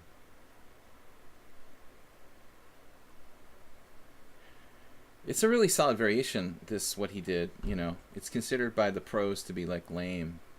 But, that's not good for white. Bishop has a new diagonal. Alright. Yeah, so look at that. Here, knight f4. Not this position. The move before, right here. He just has this. I mean, this just clearly wins a pawn. I did not see this queen h4 check, but it doesn't really help me, I guess. I'm still going to lose a pawn, ironically. Like queen f2, queen takes d4, whatever you want. You know, this pawn is just falling at the end of the day. Just gone. So, good job me. So, constant change, you should have challenged me. Laluo. These guys have been waiting for a challenge. Constant change, I really think you should come on Friday, if you have time. Because Friday I'm doing the stream at 10 a.m. I'm accepting all challengers. And, you know, it's easier for you. It'll be like, do you have time at 10 a.m. my time? So, like, 6.5 hours. Is that right? 6.5 hours earlier than this stream would have started. How's that for an Indian time stream? Another King's Indian-esque. Let's play, you know, classical King's Indian if we can get it. He plays c5 here. Then another English. I hope not. Laluo. Laluo, okay, he's from Finland. Yeah, I lost a simul game against him. I remember still. Left a painful taste in my mouth. That game, because I was better. Guys, please support the stream with bit donations, PayPal donations. Help me keep it going. We're going to be streaming from the USA for a couple more weeks, probably till the end of August, and then I'm going to be going back to Budapest for a period of time, something like a month and a half. I'll be alternating between USA and Hungary this year.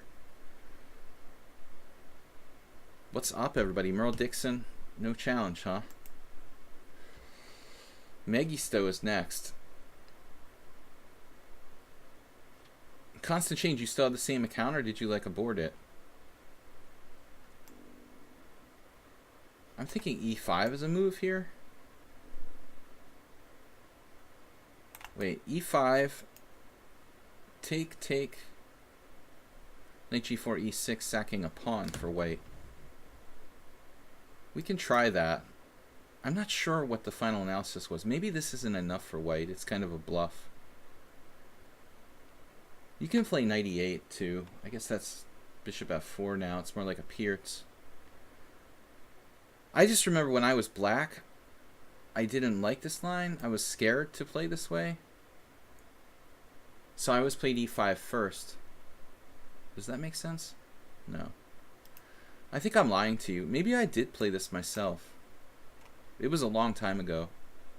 So the critical line is probably knight g4, e6, and then something like knight e5. And I think that's theory, which is like okay for black. But here I can sack a pawn with e6 maybe. How does he defend against that? e6, pawn takes pawn, knight g5, no? Doesn't that just win? It's like a bluff. Swindled in with a bluff. Wait, he still has moves. This very awkward but interesting rook f6. So I shouldn't. Yeah, it's not gonna work. I guess he could do pawn takes pawn, knight g5, bishop takes c3 check, b takes c, rook f6. But that looks kind of grotesque. Then the pawn does like waving the flag to send me down the board with h4. Oh, what's up, guys? I'm not your average panda, okay? I like to play crazy chess. Guys, next week, I think next Monday, I'm going to play a special stream where we play unusual openings, which I used to do during the week last year and during the past 2 years, but cutting back to 5 streams a week, I had to cut out the Wednesday stream. So next week, next Monday, we'll make a weird opening stream. Are we still up to date on the what do we got here? 67 viewers, excellent. I'd like to get up to 75 viewers. If you guys could help me, get your friends involved, tell your grandmom to watch the stream. I'd like to get the average up to 75, make some progress. What is up, guys? Turkey farm, like maybe knight c3, bishop g7 is a really nice idea. Huh? My name is what?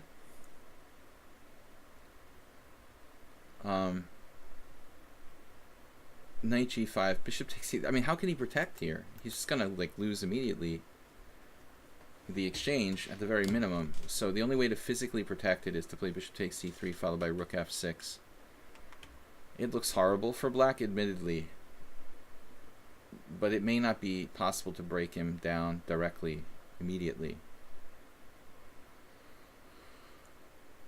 See, rook f6 is knight e4.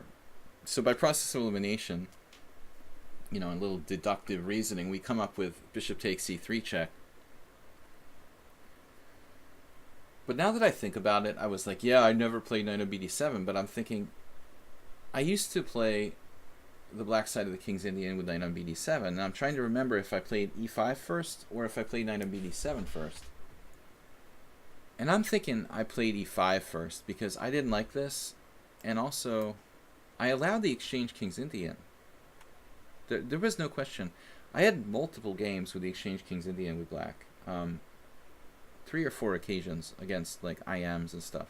Igor Ivanov, Georgy Orlov, and Jay Bonin. All of them played the exchange variation against my King's Indian because they were afraid.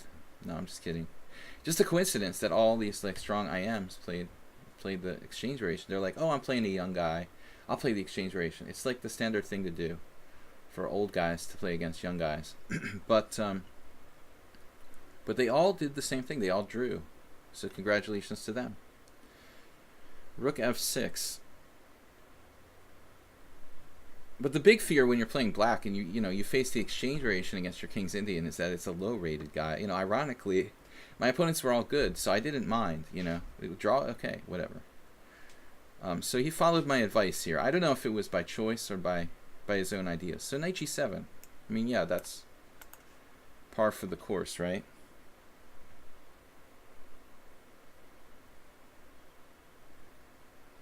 So I'm joking, but I mean, I'm serious about this Ponda thing, you know, with h4. But it's certainly, it's kind of primitive, you know, and it almost feels like knight g7 kind of makes sense against that. What is my idea, really? Maybe better to play like a developing move, such as bishop e3.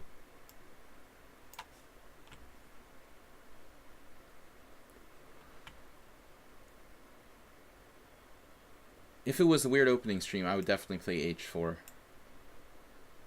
Now I'm threatening bishop e3, bishop d4, and I guess we win something there. Or maybe not. Yeah, it's going to get weird again. Knight g7, bishop d4, rook f5, and he's still hanging on like a dog. The dog. But then I have to prepare this. Knight g7, knight e4 maybe? Knight g7, h4, again h4. This might have been a bad move. If he's going to go like knight g7, knight f5, I'm going to feel stupid about putting my bishop on e3. Guys, 20 minutes left in the stream today, so we'll play who we can. Yeah, the Kadash opening. Kadash. He was a Hungarian master who died not that long ago, ironically, and I never met him, you know, for whatever reason, by coincidence. I mean, he could have been in the same room with me, but I didn't know who he was. So, knight g7, bishop d4, rook f5, unfortunately.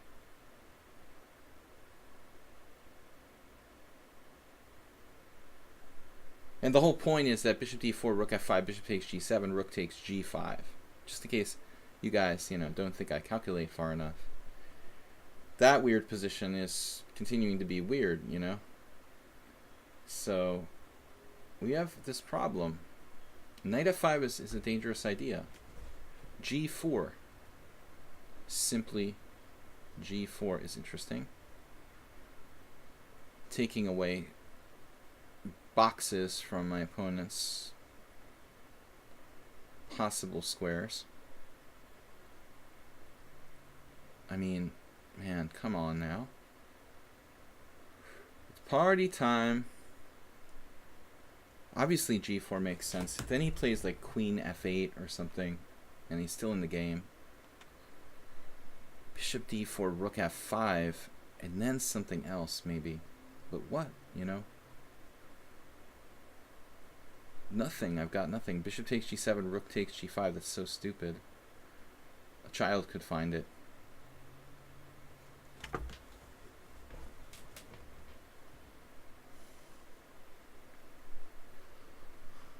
Why didn't I see anything here? Once he plays knight f5, then my whole bishop e3 thing just seems like an utter waste of time. So I'm leaning toward playing g4, but I'm not thrilled with this.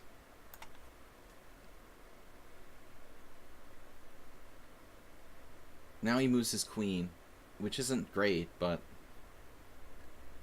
I mean, the truth is that white is probably still seriously better here. But it's not easy. It's not like you're winning by force. Easy plan. No problem. Easy to win. We've got to think about where to put my king. I've got to attack him. I'm down a pawn. You know, there are some problems.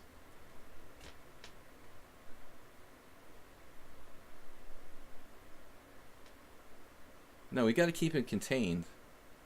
And g4 was kind of the only way to do that. Yeah, he found another good move. Maybe c5. He's got knight here. But that move, you know, I mean, I can always hit him with f4. Although an exchange sacrifice with rook takes f4 is probably reasonable for black. I have moves, though. Actually, knight e5, bishop d4 would be kind of crushing. So maybe knight e5 is not a threat. Turkey Farm, you're filling up the chat box. Bishop d4 now.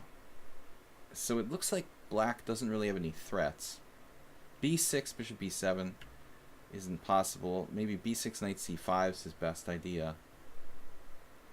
But at the same time, I need to develop my pieces, you know? And it's hard for me to generate any threats. h4, h5.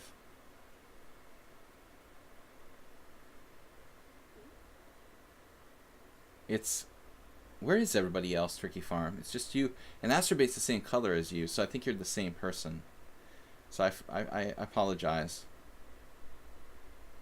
Man. Going back to the center. Back to the future. Bishop h6, anybody? Try a really weird move. I gotta watch my f2 pawn. So e5 might be a useful move for black at some point. I'm just repeating moves. Buy myself time. I need to get developed. Fully developed. Queen c2. No. Queen d3, maybe. h4, maybe. h4, h5. Hey, we'll just go h4, rook h3 or something. Yeah, he's coming to life now. I have bishop f3. That's lame. Maybe I have h5. Sack a queen. No, sack a rook. Sack a knight. We'll see. The Panda is excited for the first time today. Hey, what's up, guys? h4. Alright. One-dimensional player. The chess Panda. b6. Only move. b6. And now he threatens both bishop b7 or knight c5 to kind of get out of town. I could play h5, but then he plays bishop b7, and then I move the rook, and then he's playing like rook d8 with threats.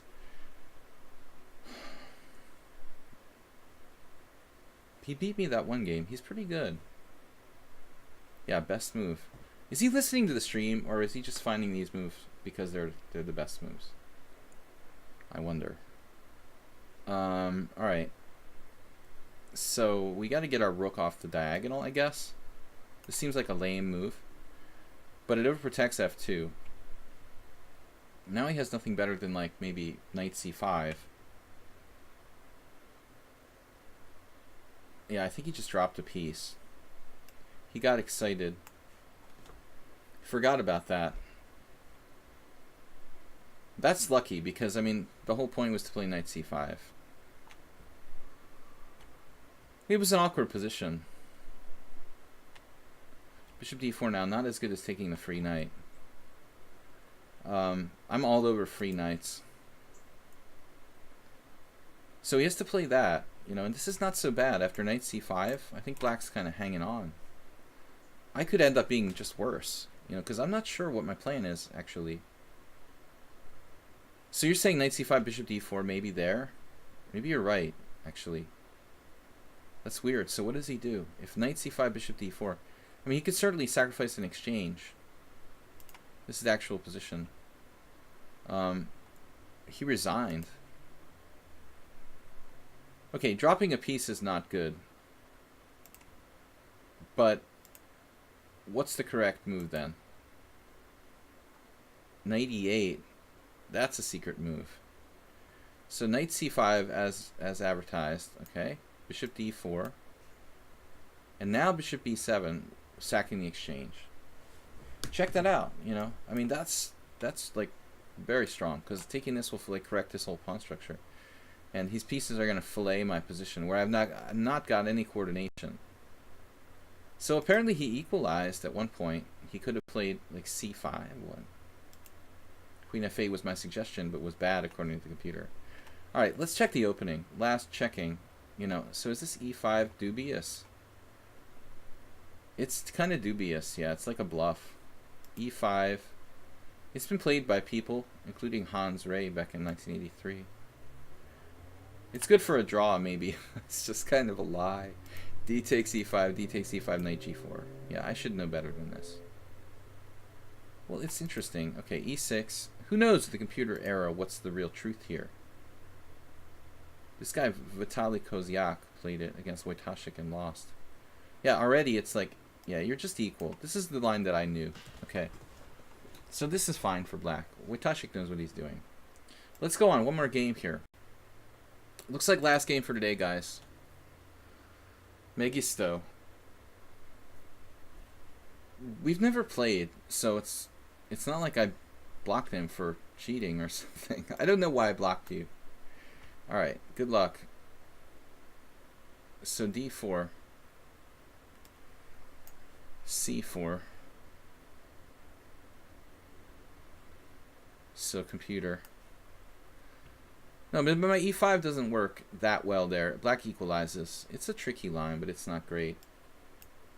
So Megisto playing the pawn triangle. I can't remember the last person who played the pawn triangle against me was. But this is not a normal move. It's just kind of passive. I guess it threatens to take the pawn and then hold on to it with b5. So logic would dictate we should, given the opportunity, we should play e4. Take care. Neil Skinner. Guys, I gotta leave on time. I've got an important meeting after the stream. Discussing maybe playing in a future tournament. Morphy didn't have a CPU, but he didn't have a lot of tough competition either. Knight takes e4. We can learn from the computer, man. It's like, we don't have to be in denial. I definitely prefer to have the engine on. Your computer denialist. Knight f6. But you've got to take care, you know, to use it with... You use it responsibly. It's like... Drink responsibly. Okay, so knight f6. Maybe I should consider going back to c3 here. There's also just developing with bishop d3. That's good.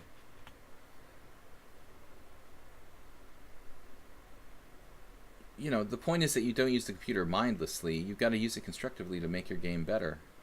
Not like blindly follow what it says. You know. What's up, Midnight Rhino? No, I've quit drinking for good.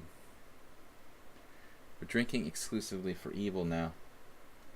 It's my new catchphrase.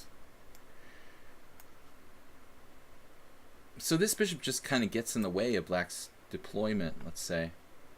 Now I should consider, and I would consider maybe How to restrict black from freeing his position with c5 and e5. Those are the kind of things you should probably be thinking about here.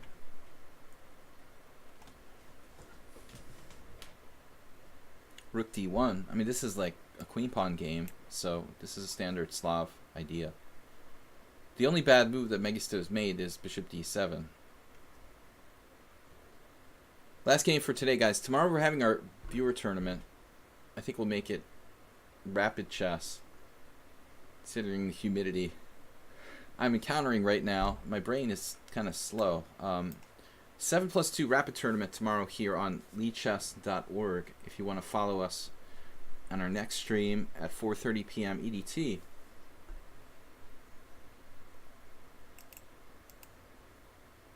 What am I doing?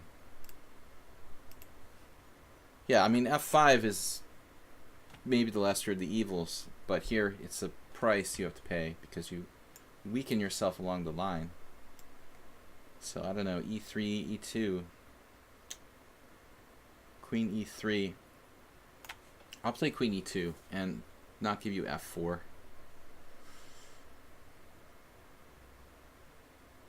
The lesser of two, the evils. Greater of the evils.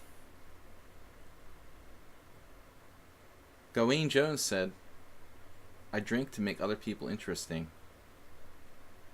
I'm sure he borrowed that from somewhere else, but I remember Simon Williams or someone quoting him on that. Murphy was an absolute genius. I think he had been influenced by ancient aliens or the Illuminati.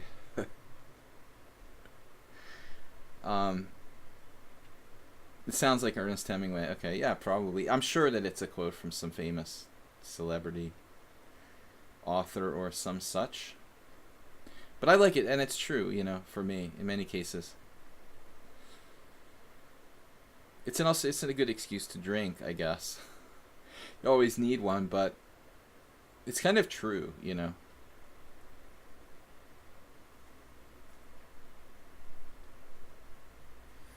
So the big idea here is to play his knight to an actual square. He's grabbing this pawn doesn't do a whole lot for me. Mengistu. I mean, I could push the pawn. It looks better for white. It's not my only option. The problem is if I let him play knight c6, it feels like he's really getting out, you know.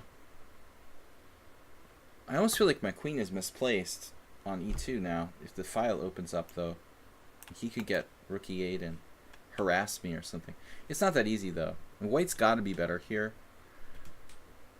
Pawn structure is transforming. He has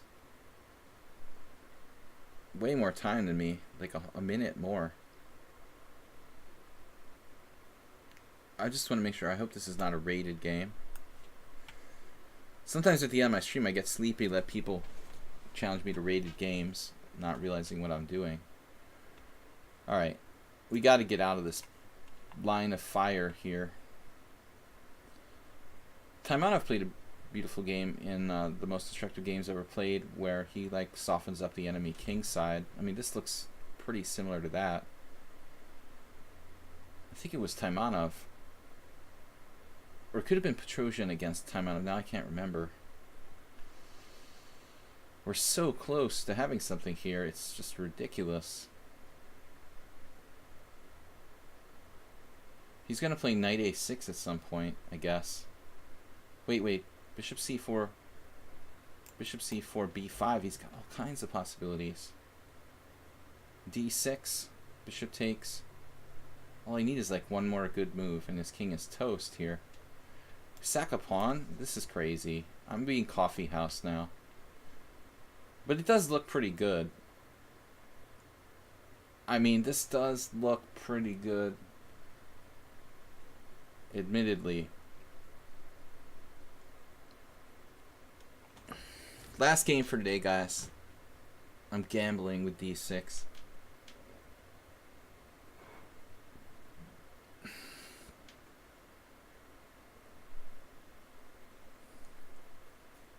Bishop check.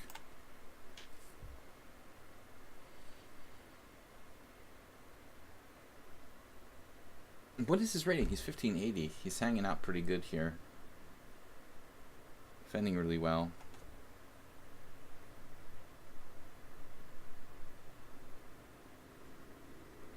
If Morphy was alive now, he would be 2700. Hard to argue with that. Everybody's 2700 except me. No, I mean, seriously, if you can do that, I mean, if you can make that analogy, yeah, he would be. If you could clone Morphy and put him in, you know, a clone of Morphy in the modern world, clone his DNA, teach him to play chess, he would be 2700. Yeah, I agree. Kind of hard to put black away here, though. You know, that's the thing that's bugging me about it. I mean, I have a very strong pawn. I have some threats against his king, but at the same time, it's kind of hard to finish him off. Now, g5. Now, g5, we could go two ways. We could play h4, or we can snap this pawn.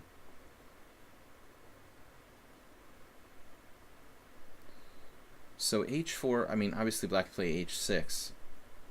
He could also take it. That looks pretty dangerous. h4, f4. h4, f4. H takes g, bishop takes g. I kind of like that. Let's go. The Panda is thrilled with this. That's like the second game in a row. Hey, what's up, guys? We're busting the h4. Alright, so this is pretty cool. Busting out h4 just when you didn't expect it. Safe to come out of the water. It doesn't change the things that much. It's like, now I've got to take. Change the things. Threatening knight f7, I guess. So at the end of the day,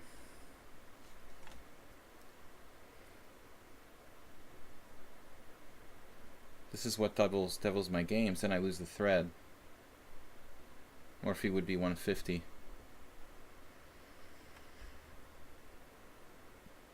Okay, so I saw that, but I assume knight f7 is good. Maybe I'm making a false assumption. It covers everything. It even covers e5. You can play like knight f7, bishop e5.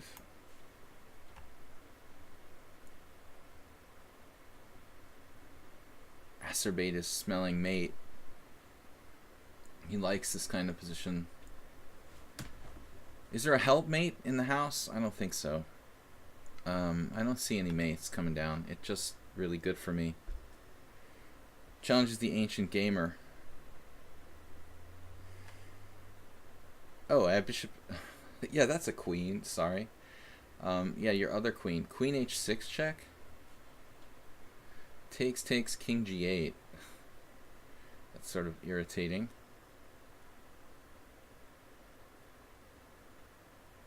So I have to take the exchange. But this gotta be good for me. We're lagging in development.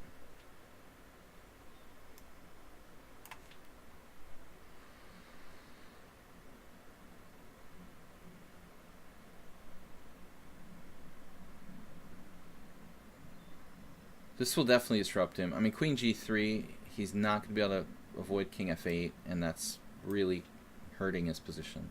There won't be any rook getting across, and it's hard to coordinate all of his pieces. So now we have a trick. Oh no. Bishop h6 check. That's kind of cute.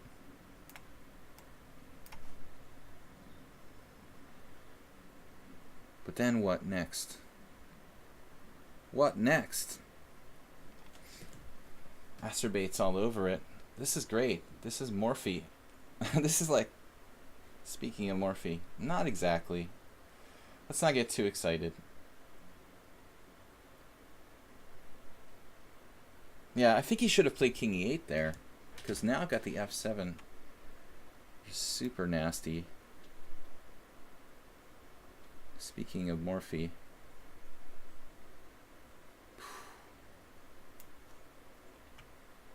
Focusing on mate. Right.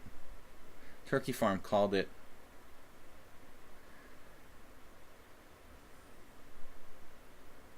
This threatens mate immediately, so I like it. I really play this romantic chess here. Last game, guys. Gotta go. Thanks, everyone, for watching the stream. We'll be back tomorrow with the viewer tournament 7+2 rapid at the same time. And then this move. Oh, that's evil. It's just simply evil. Now I drink for evil. Beautiful finish. I made on e7.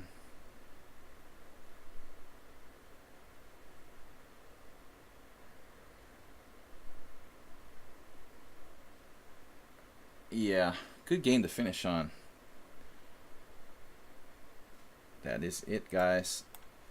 Thank you for the games. We'll be back tomorrow. It'll be viewer tournament 7+2 rapid here 4:30 EDT. Thanks everybody for watching. Again, thanks Soltigo for moderating.